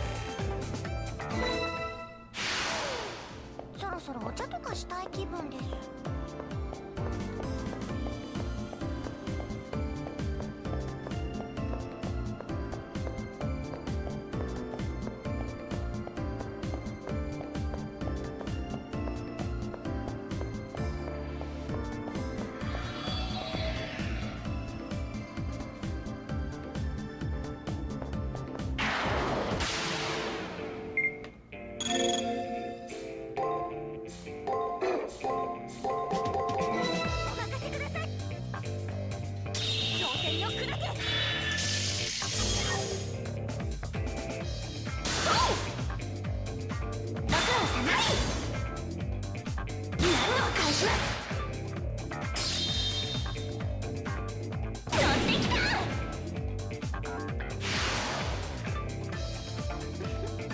出直していらっしゃい。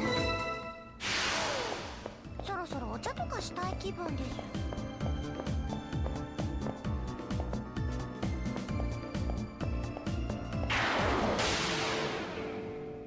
ああ、もううざいってば。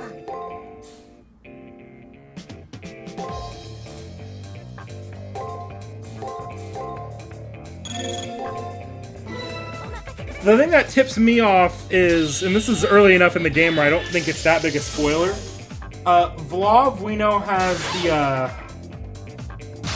we know Vlov has dogs too. He uses them a couple times, but when that fact is, like, when that starts actually being brought up because of and I don't know for sure.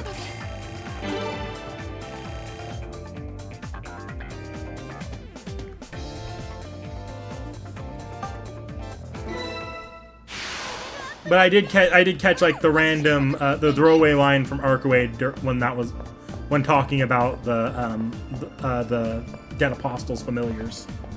All right, that's a level I can return to campus. 二人の愛のそばでストップ日です。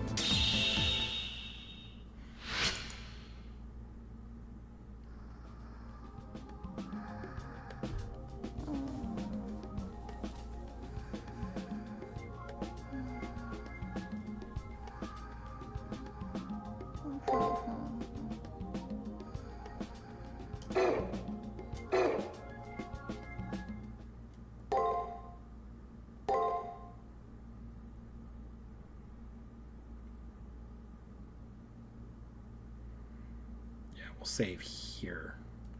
Not after round 3. That's the worst idea.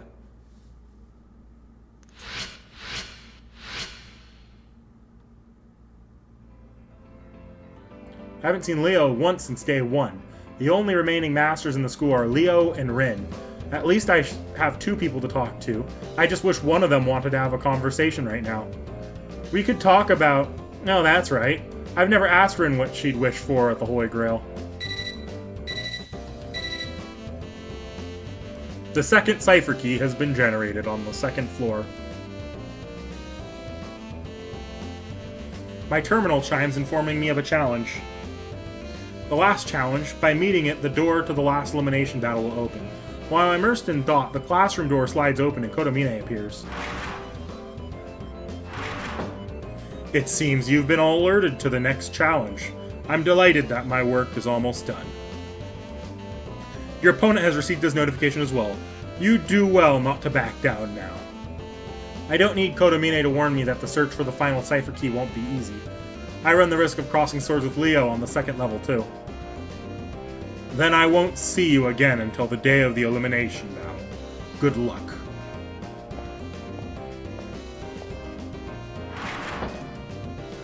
His chuckle sort of undermines the whole meaning of good luck. He leaves the classroom. The last challenge. There are 4 days left until the day of the elimination battle, and my uncertain fate awaits me there. I should do whatever I can so that I have no regrets.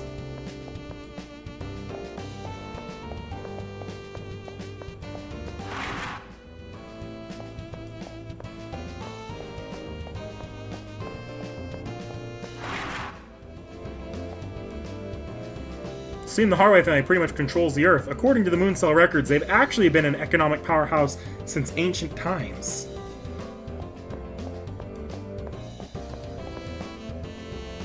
The final elimination battle. Your opponent is the Harway Prince. I suppose that was inevitable.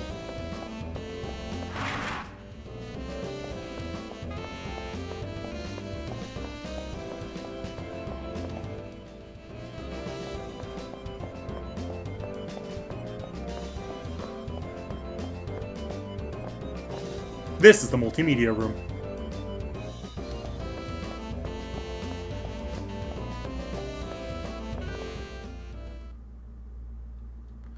When I arrived on the roof, I'm surprised to see that Rin isn't in her usual spot. How's it going, Hakuno? Why don't you come up here? A voice comes from overhead. It's Rin Tosaka looking at the sky from the top of the entryway. Accepting her invitation, I go up to the indicated spot where Rin plops down beside me.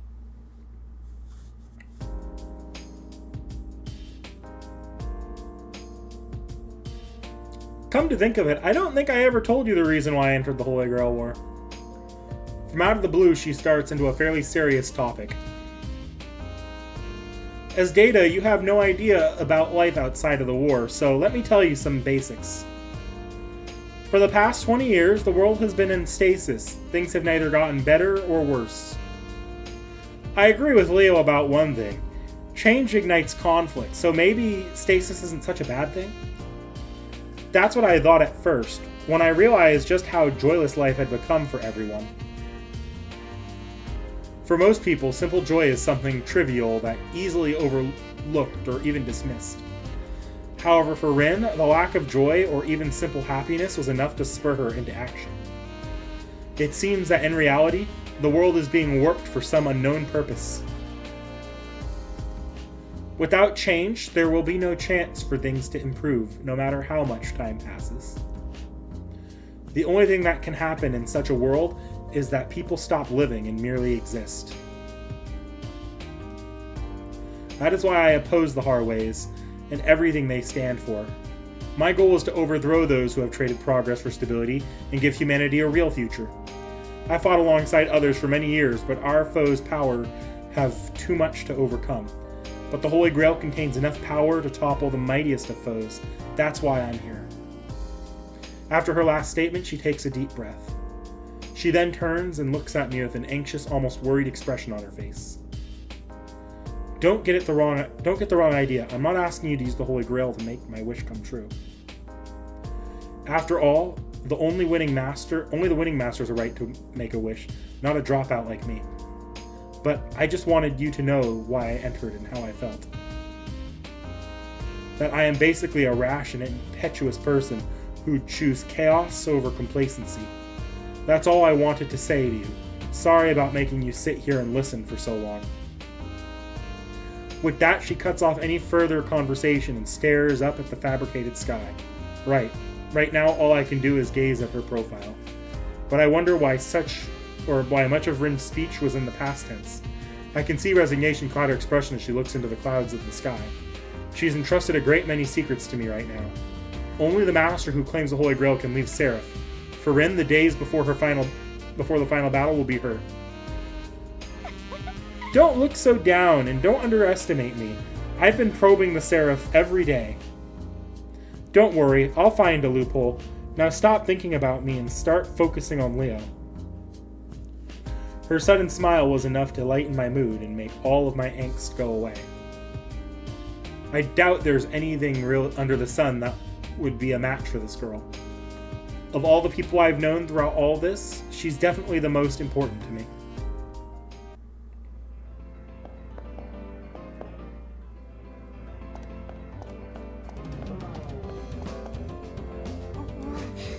You're now an associate of mine, or dare I say partner.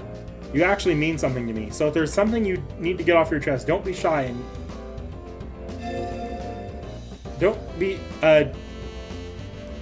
be shy and share it with me. I can't promise I'll be able to do anything, but at the very least, I can listen to your concerns. Tomo lore time.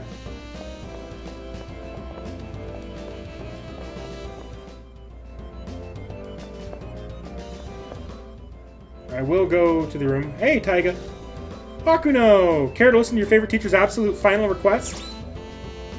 If it's the last one, sure. I know I've been making you work really hard, but this final one, honest.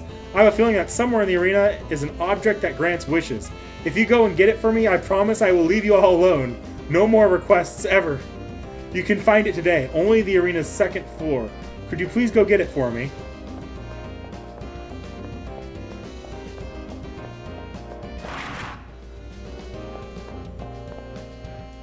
I've already given you the last of the healing supplies I could buy you. Okay. The registration is now closed.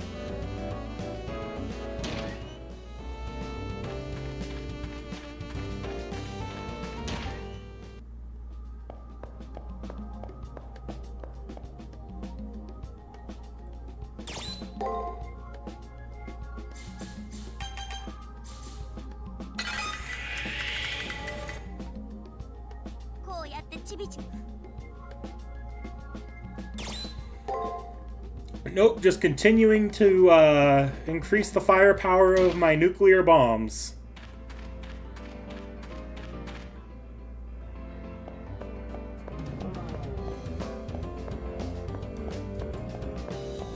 Look, if I can get Monster on playthrough run, that'll save me from having to rush playthroughs 2 and 3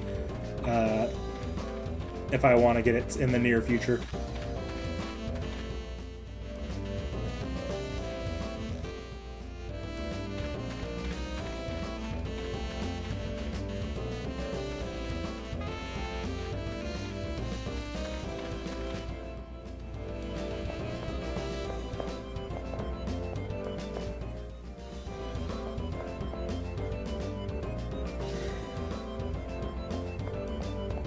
Don't really need anything from the shop right now. My items are still looking good. I'll restock before the final battle. Oh yeah, let's go to the room.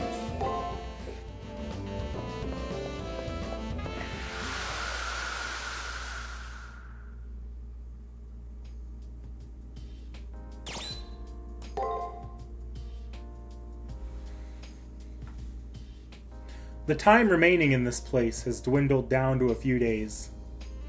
While I have no attachment to this virtual world, created from ones and zeros, I am intrigued by it. For example, what is the world outside of the school created for the Holy Grail like? Whose memories and what world's history was used to create this artificial reality? Master, what are you thinking about? You look dazed and confused. Oh ho! Could it be that you finally noticed my feminine charms and can no longer control your youthful ardor? Or is it that you want to give in to your animalistic urges and see what happens thinking, to hell with this final battle? That is what's bothering you? Also, the remaining days I'll be fighting with her by my side can be counted on one hand. It seems that Tomo only has cheerful things to say, but that might be because she's just trying to keep my spirits up. At least that's what I want to believe anyway. I'm certain that most servants don't care this much about their masters. With that thought, a wave of doubt washes over me. She's claimed that she was a deity of some kind in the past. If that's the case, why would an immortal want to serve me? Is there something wrong, Master? You look unwell all of a sudden. Could it be you're really ill? No, I'm just being paranoid. She may be overly playful and teasing at times, but I know Tomo really does care. Despite usually leaving well enough alone, I went ahead and asked, wanting to know more. Especially why a heroic spirit like her is so devoted to serving me. I thought I already told you why. Because I like serving humans. It's that response that makes me feel so insecure. If just being given the opportunity to serve is her sole objective, then that would mean she could have chosen anyone to serve and be just as content. Of course, I do have my standards, but in general, anyone would be fine. I initially responded to your summons because I heard you calling out for help. It was almost like an arranged marriage. I mean, there's absolutely no spiritual connection between us. The smile on her face as she says this makes it even harder to deal with my conflicted feelings. Maybe I'm just slightly disheartened by the thought that Tomomo would be perfectly happy with anyone. Judging by the look on your face, you're probably imagining something ridiculous right now. Master, do you actually believe it's a bad thing to be able to serve anyone? Does the person one chooses to serve have to be someone special from the very beginning? I wouldn't go that far. If I thought about it rationally, who'd be worse to choose who you'd serve based sole on personal preference? You don't have to take a person's humanity into consideration in order to be useful to them. It means more to serve a person with respect to what that person hopes to accomplish. Yes, you've got it exactly right. I'd expect nothing less from my dear master. I will only serve those whose intentions and actions are ultimately good. Whether they are male or female, child or adult, or even a saint or sinner, only their intentions matter. That is one principle I will never betray, regardless of my notoriety. I want to serve to be content. It's just... I become infatuated somewhat easily, and can't help but like the person I serve. But this time it was love at first sight. Seriously, I'm being completely honest. If I devote even just a tiny bit of myself once, I'll stay with the one I serve until the very end. To stand by my master until their spirit transcends reincarnation. That is all Tomomo no Mae wishes for. Tomomo's tail stands out straight, as if for added emphasis. I can't doubt the truth of her words. This fox-eared deity honestly adores me, this mere mortal. Her wish is an irrefutable declaration of this fact. That's it exactly, so stop worrying and just acknowledge Tomomo as your blushing bride. In fact, do it right here, right now. As a reward, I want a loving embrace and a passionate kiss. Seeing as Tomomo herself said she didn't need any reassurances, I'll just ignore what she just said. However, why would she wish for something like that? As a goddess, Tomomo could fulfill that wish any number of times. Tomomo said that all she wants to do is serve humans. However, what I know of the story of Tomomo no Mae is that it ended in tragedy.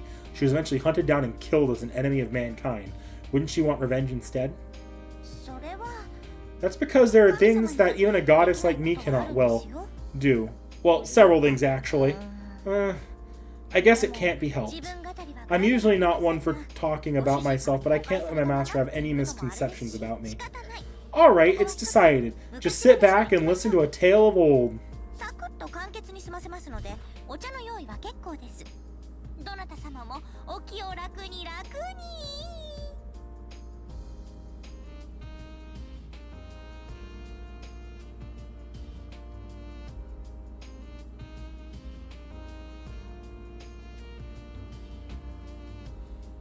Huh. Politics email. Or text.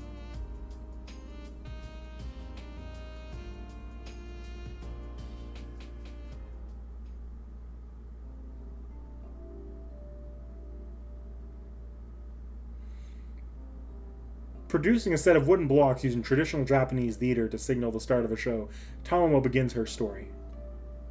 It's an ancient tale of her birth that had endured the years to become a part of a folklore.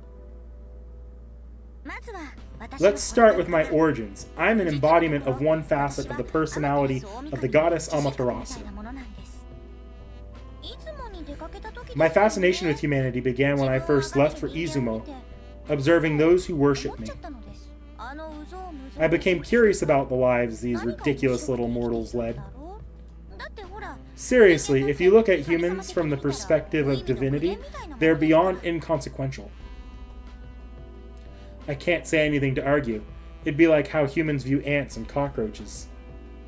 However, though I may just be a data stream in this place, I'm still human. I wish she'd be a little more tactful. Huh? I thought you wanted to hear my story. The truth is often painful. You'll just have to deal with it. And anyway, the relationship between humanity and divinity will always be one of inequality. Even as I look down upon mankind, part of me wanted to know more about the human condition. I mean, my fixation sprung from, I guess you'd say, a weird sense of justice. At first, I thought that I'd use my power to scold and punish if they committed evil acts. However, as I continued to watch mankind, my curiosity grew more intense. I mean, by divine standards, human existence is pretty depressing, yet they seem so happy most of the time. Even if their circumstances are dire and they themselves are weak little creatures, they are usually smiling. And though most of them will never see me, they not only worship me, but they do so with their bodies and souls. That's right. It was then that I had an epiphany, for lack of a better word. I mean, humans were so happy devoting themselves to me that I wanted to serve someone in the same way. And boy, was that a mistake. A god with any sense should just stay in the celestial cave where they belong. In an obvious attempt to cover her sudden bout of melancholy, Tomo forces out a chuckle. It's from this point the legend begins. Driven by curiosity, she poses a courtesan in Mizukume. As she was incarnated as a young human girl on Earth, she lost all memories of herself as a goddess. Mizukume grew to be a true beauty, and then Emperor of Japan Toba fell in love with her at first sight. However, the passionate love affair wasn't to last. A diviner in the royal court identified Mizukume as a fox spirit, and she was forced to flee the palace. It was never discovered whether Mizukume was just leading the emperor on, or if her love for him was real. The story of Tomo no Mae has been told countless times in endless variations over the centuries. Wow, I totally freaked back then. I woke up one morning thinking my head felt heavier. It was then I discovered these adorable fox ears. It's a lot like what happened to the unsuspecting heroine in comic books. It'd be like if you woke up one morning to find you've turned into a girl or a potato bug. My first reaction was like, no way, do I really have fox ears growing out of my head? I was able to get away with hiding them for about a month. It was very heroine-like of me. But then a jerk Abe came along. It makes my ears twitch just thinking about that shifty-eyed jerk. He was gorgeous, though. This horrid yet handsome diviner with a soul as black as the underworld just blurts out my identity. And then the uproar he caused. As a result, I had to escape from the inner sanctum of the court in a hurry. To add insult to injury, even those stupid dog spirits joined in the chase of yours truly. It must have been the first time in the history of Japan's ecosystem that a fox had been hunted by hounds. Tomo is speaking in her normal cheerful tone, but the actual event must have been terrible to experience. To wake up one morning to find that not has your body changed, but that you're no longer a human being. In the very center of power of human society, she was the only one who wasn't part of mankind. I couldn't even begin to imagine her confusion and her fear at that time. Not to mention her self-doubt, disbelief, and misery, the fear of eventually being found out and persecuted. And above all, dreading the moment when the one she loved most condemned her as a monster. All this like a millstone on her back, trembling alone in the darkest corner of court, unable to confide in anyone and praying for an end to her nightmare. None of that pain she felt comes out in Tomo's words. She only speaks of the good things. Somehow I escaped to Nasuno. There, for some reason, all of these foxes gathered around me. They said things like, you've come a long way. What a rough journey you had. Well, they must have been worried about me, but I wish they could have realized how I was feeling. As a girl, I thought they should have been more encouraging, like, you'll find someone soon, keep at it.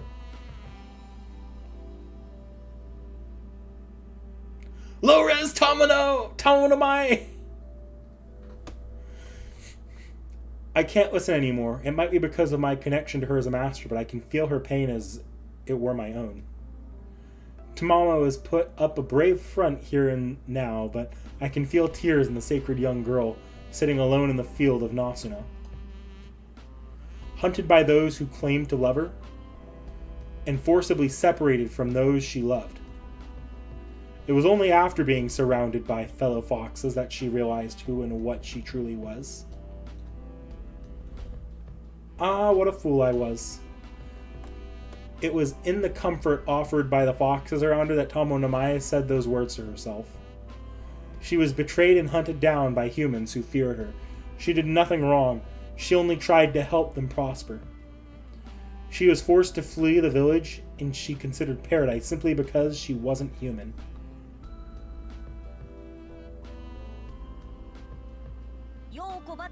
The hordes of soldiers that came screaming, "Kill the fox demon!" was a spectacle sight to behold. And I was like, alright, let's do this. And I fought back. I did go overboard and kill everyone, though.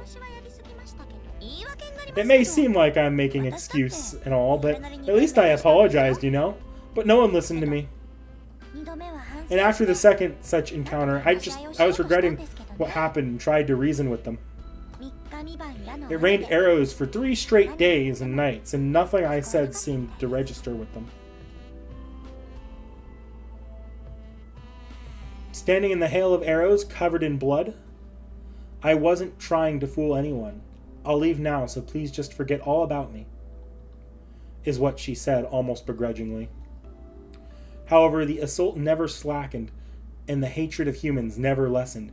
It was then that she realized how narrow-minded they are, how much hatred they hold, how self-righteous they can be, and how truly fragile and inhibited, yet precious their lives are. I was wrong from the beginning. Much like humans in religion, my perspective influenced my beliefs. And even though I am divine, I was a fool. I didn't realize my mistake until my final moments.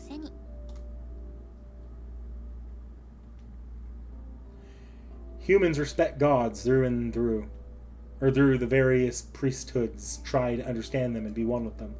But in the end, their effort is wasted. No matter how hard they try or what power they have, just as humans cannot become gods, there is no way for gods to become human. And that's how it ended. Tomonomai died screaming, felled by an enchanted arrow. It is the story of Tomonomai. It can be dismissed as a tale of a goddess deemed unworthy of the gift of humanity. To boil it down, it's a story of delusion, of a delusional child goddess who admired humans too much.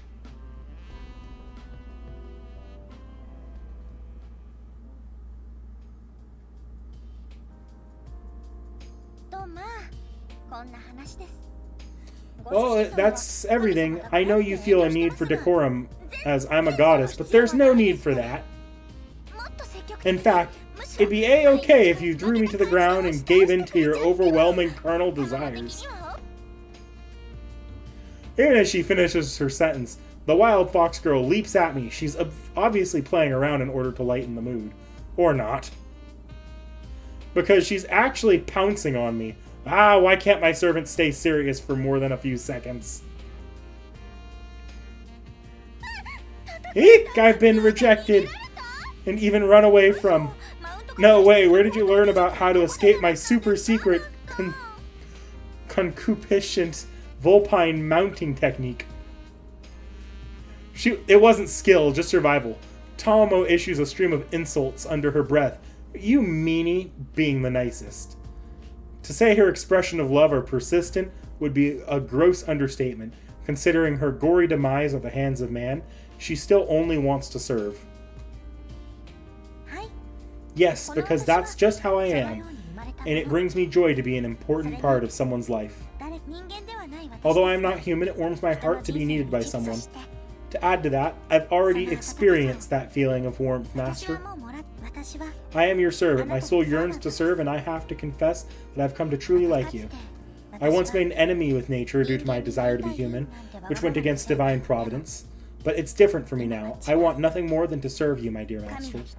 But if us gods who love humans have to protect them in spite of divine providence, then so be it. So please, allow me to stay by your side until the very end.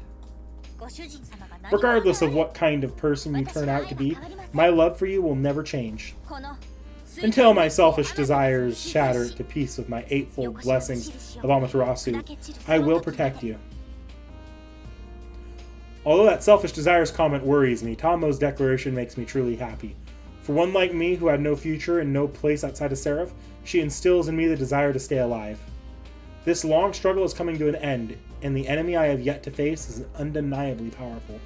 But I no longer feel any unease. For now, with her fighting by my side, I need to keep focusing on obtaining the Holy Grail, making sure that I regret nothing I do along the way.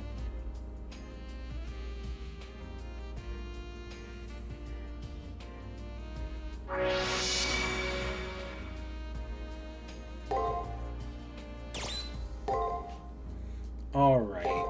Now I have a decision to make. Do I keep going or do I pause here and just do the 2-day do a 2-day for the week? And I was thinking I probably could make it to the end of the week if I want to.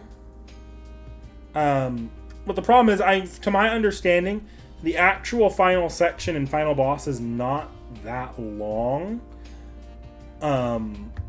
So it'd probably be better to just do the last part in one stream. So what I'm considering doing is, because I don't know what time Anniversary starts tomorrow, like what time the actual update is implemented. Or not tomorrow, on Saturday. I'm thinking on Saturday, the stream will be scheduled impromptu based off of when Anniversary is going to take place, and or when Anniversary will update. So if it's like at midnight, we'll start. It'll be a bit of a later stream at night, and we'll just stream Fate Extra until the Anniversary then goes public, and then we'll do rolls, and that we'll call it there. And ideally, if I give myself enough time, I should be able to finish the game by then. Ideally. My big worry with that plan is if we finish too soon. If I finish too soon, will we have time for, what will I do with that extra time? Because I don't want to plan out too little time. I don't want to plan out too much. I don't really want to start the Ronnie route immediately either.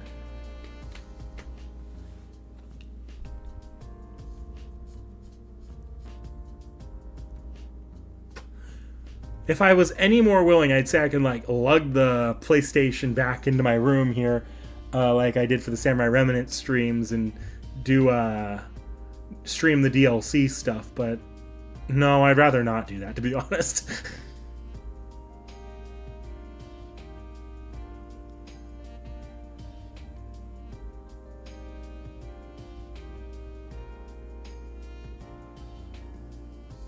Hey, Zero Herrera. Stream's going well. I'm trying to decide if we're finishing up here or not.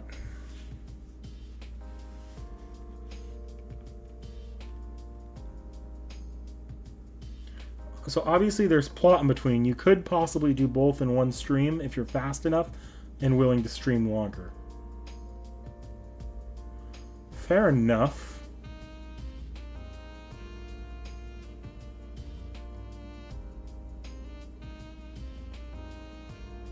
Otherwise, it might be 2 streams. The second half of Leo's week and the final boss, plus some kind of bonus to fill out the rest of stream time. Okay.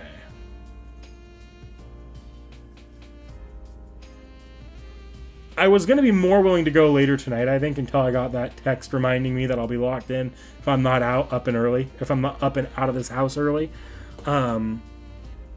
So that's probably the biggest factor deciding this.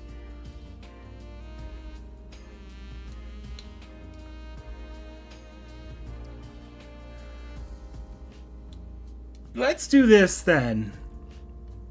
I will plan to stream 3 hours prior to the update for Anniversary, so I will probably find out when I'm streaming along with all y'all watching the NA Anniversary on my own, because I don't really want to if I was confident the NA anniversary would immediately go into the update somehow, I'd totally do that, but I don't think that's going to happen.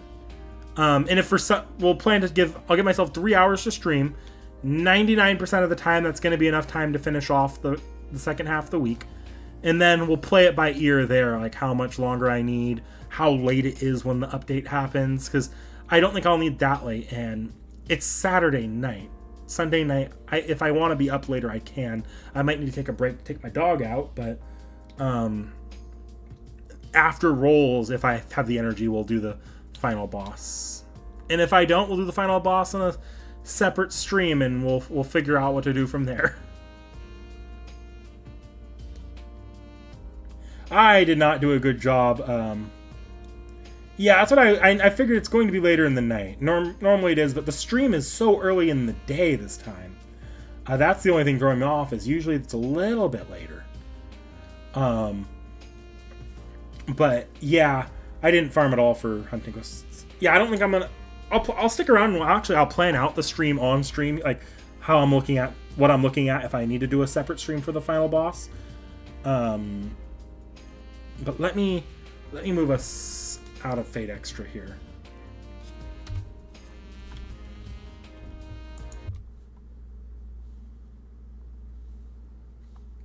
I am going to save state. Save state here. That one's worth keeping around. And we'll exit. Actually, did I save?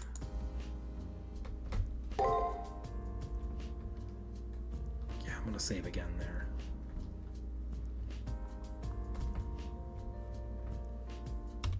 So yeah, I'm going to exit to menu. And then I'm going to shift us over to a chatting stream. I can genuinely remove these headphones.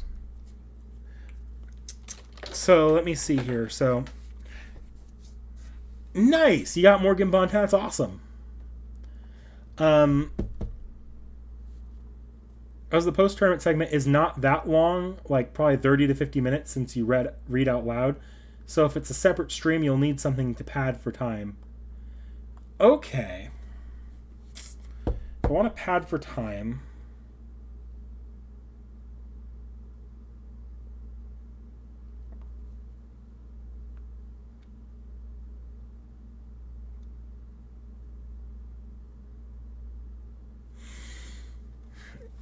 There's a couple ideas I can do with this. The first one is that previously mentioned, just ripping the PlayStation back in here, and as much as it's going to be annoying, doing some Samurai Remnant DLC, and then just plugging it in and out was such a hassle back then. But I could do that. The other... Oh no, I know how I'm going to kill time if we need to do an extra stream. I am like 20 some odd interludes behind, and finding the energy to actually finish off my interludes in FGO has been a trial in patience. So if we need to take... If like I get to the... if I don't clear Leo's week fast enough and I need a full extra stream for the end... What I'll do is I'll just I'll take my phone, plug it in to the capture card again, and we'll play some NA and we'll just do interludes. Which playing it on stream will make it much. I love interludes, but I hate interludes. I really do.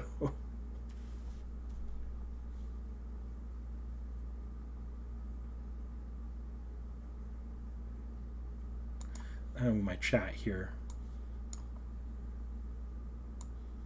Let's see.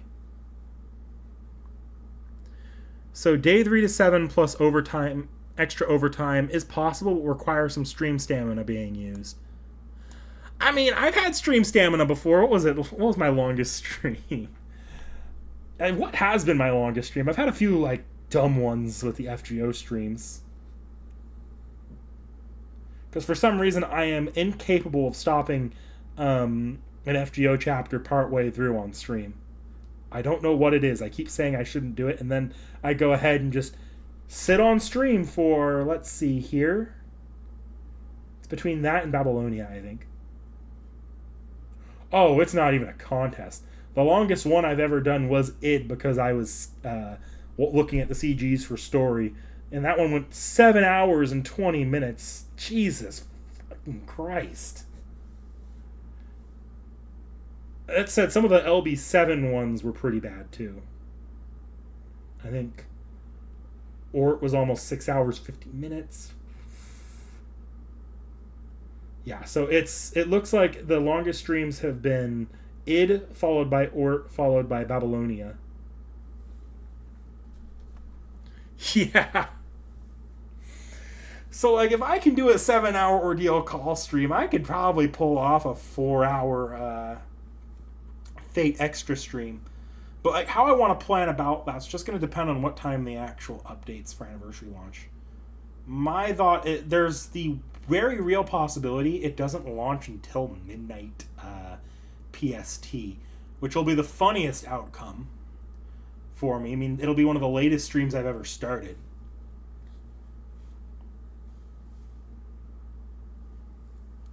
Yeah. Okay. And I can plan to be streaming that long. We'll just take a break while we'll just take a break like after we finish up overtime or between Leo and overtime, where I'll just run my dog out. It should only take me like 5 to 10 minutes for a quick little walk for him. Although if I start late enough, I might not need to.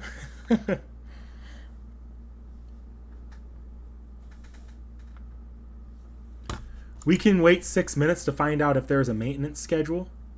True. They could update. They can give us a maintenance schedule. And I've been watching that like every day this week to see if they give us a maintenance schedule. It's a good point. I'll go ahead and stick around. Alternatively, oh, you know what? There's the other option for overtime.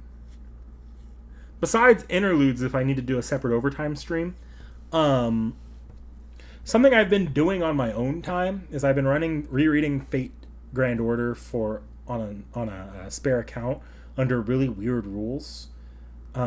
It's gonna become a video. Like that's actually it's basically the building block. Like it's the account I'm using as the building blocks for like a full on actual like review of Fate Grand Order, the same way I'm doing for the visual novels like Mahotsukai no Yoru and next for Tsukuhime. I want to do one for Fate Grand Order with the full like written out thoughts. So that one might just be the script. It's probably gonna be one of the longest videos I've recorded just looking at it, and I'm doing it in chunks, but I'm working on the last chunk right now for that video, which is going to be the Septim chunk, or the last part of that chunk, because I'm going launch through Septim basically, and the only reason it's taking me this long in the first place is because rereading Orleans was rough. Haven't gotten Tsukiyari yet, but is Believer credits... It's still the same. It's the Japanese version. I actually did listen out for that after the last stream. It is the Japanese version for Believer. So if I want to, I could read some FGO on stream. Though, then again, we kind of get that with Seki streaming FGO, so maybe I will do interludes. It's also easier to do interludes than lug out the iPad that I've been playing the alt account on. It also might look kind of funky, just like... Yeah, that might be kind of funky. Change... Yeah, no, I'm not doing that. We'll just do interludes if I need extra time on a final boss stream. Alternatively... Yeah, it's cool to have the English music video. Isn't there... No, I'm thinking of the wrong... I'm wrong. Yeah. Alright, well, this has been a shorter stream than I think I was anticipating, but I figured pacing-wise it might be better to go ahead and stop here, because either I'm creating the short overtime stream this time or next time, and I do kind of want to get to bed. Oh yeah, a lot of people like wanted well, I guess like the previous servants were related to people already. Like you have Ibuki returning and Yagyu, even if he's younger. The last two servants, so I am glad that they're brand new servants. It's just always fun to see brand new servants. All right. Well, I think this videos this week. What are we looking at this week?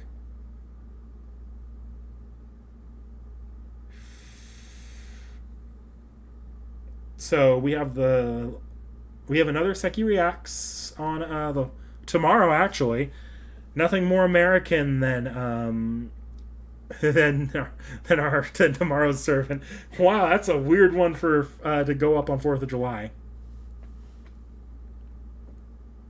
I know. I've been so glad.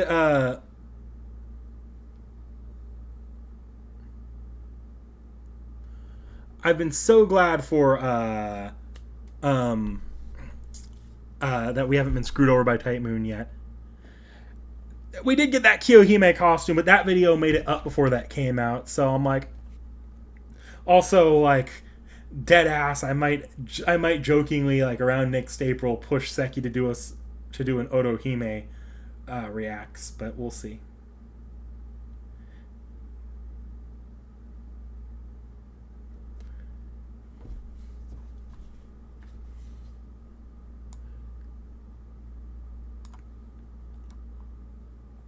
Oh, tomorrow's reacts? I'm going to tell you right now, it is bundled. Just because of the nature of the servant and their plot importance, I coupled it with a bunch of Type Moon original characters. So, that's fun.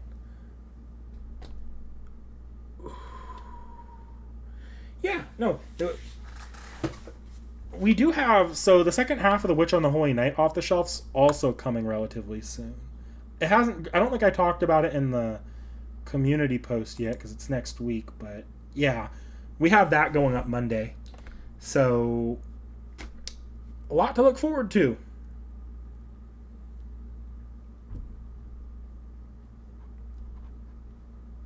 Yeah, that's my thought. It just works out so conveniently. Oh god, Kiyohime is such a scuffed Seki Reacts too. I only see one of you. There might be two of you in chat right now, so I'm willing to like drop the dirty little secret. All of the Tsukuhime video, or not Tsukuhime, the Kiyohime video. All of that was completely fake. None of that was real. What happened there was Seki and I were recording the Kiyohime video. We finished it off entirely, and then we realized we did the OBS equivalent of forgetting to remove the lens cap. We had it on Seki's like her little like stream purgatory screen the entire time we recorded that video. So, like, I believe how Seki handled the video for that is she literally took the audio file, I don't remember if she put in headphones or not. She might have just had it coming out her speaker and then just muted the audio file from the video and just mouthed over it with using links that I gave her beforehand. I wasn't even in the room when she re-recorded that video.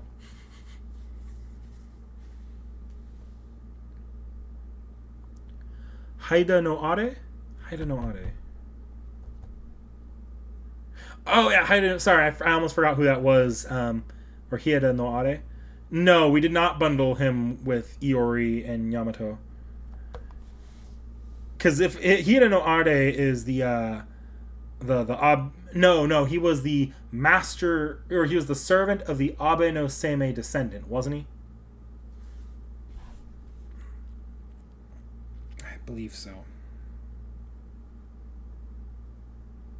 Yeah. So what's probably going to happen with him, because he's such a funky servant to do, almost 100% certainty he's going to be bundled with either Domin and Abe no, like what little we know about Abe no Seimei. I could bundle him there. Or I could bundle him, and this is probably where he's going to end up bundled. I might bundle him with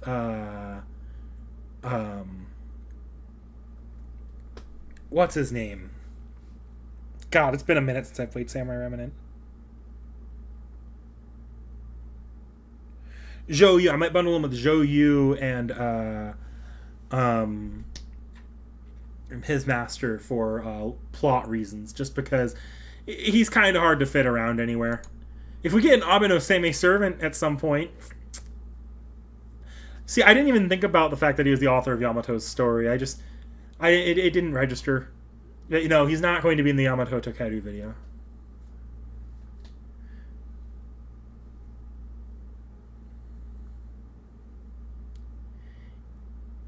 Yeah, he is. I've known for a while. I've kind of been throwing around for a while that he could be slipped into a few places. So he will be slipped in somewhere. It'll be like it'll be in some other video with someone tangentially related to him.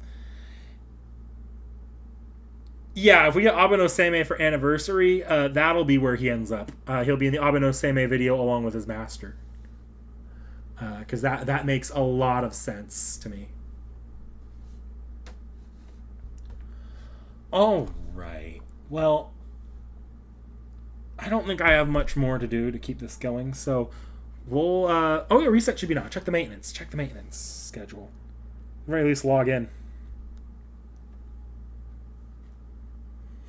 Part of me wants to pull out the capture card, because part of the rules I'm doing for that little FGO playthrough is I need to level the low rarity servants first of a specific class. So if I want to level a 2-star of a saber, I need to level... Although there is no 2-star saber. If I want to level like a 2-star rider, I need to level a 1-star rider and just keep moving forward on that. The unfortunate part of that is it's very reliant on my luck of the draw in the friend point gacha. I still don't have a fucking Georgios in the friend point gacha. So I've been like hard-walled at 1-star riders. I'm still not seeing planned maintenance here, unfortunately. Yeah, what's today's hunting quests, though?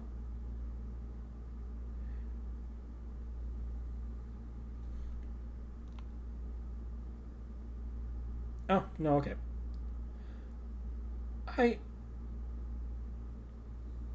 Just collect my dailies. There we go. 2 Ungras, waiting on 3 more. I've got an NA, I think I'm sitting at 3 right now. Alright, well, I'm going to get going. I hope y'all have a good one, and I will see you Saturday, or it might even... Nah, it'll be Saturday if we're going to stream Fate Extra before the reset, so... I'll see y'all next time with Fate Extra and the anniversary rolls.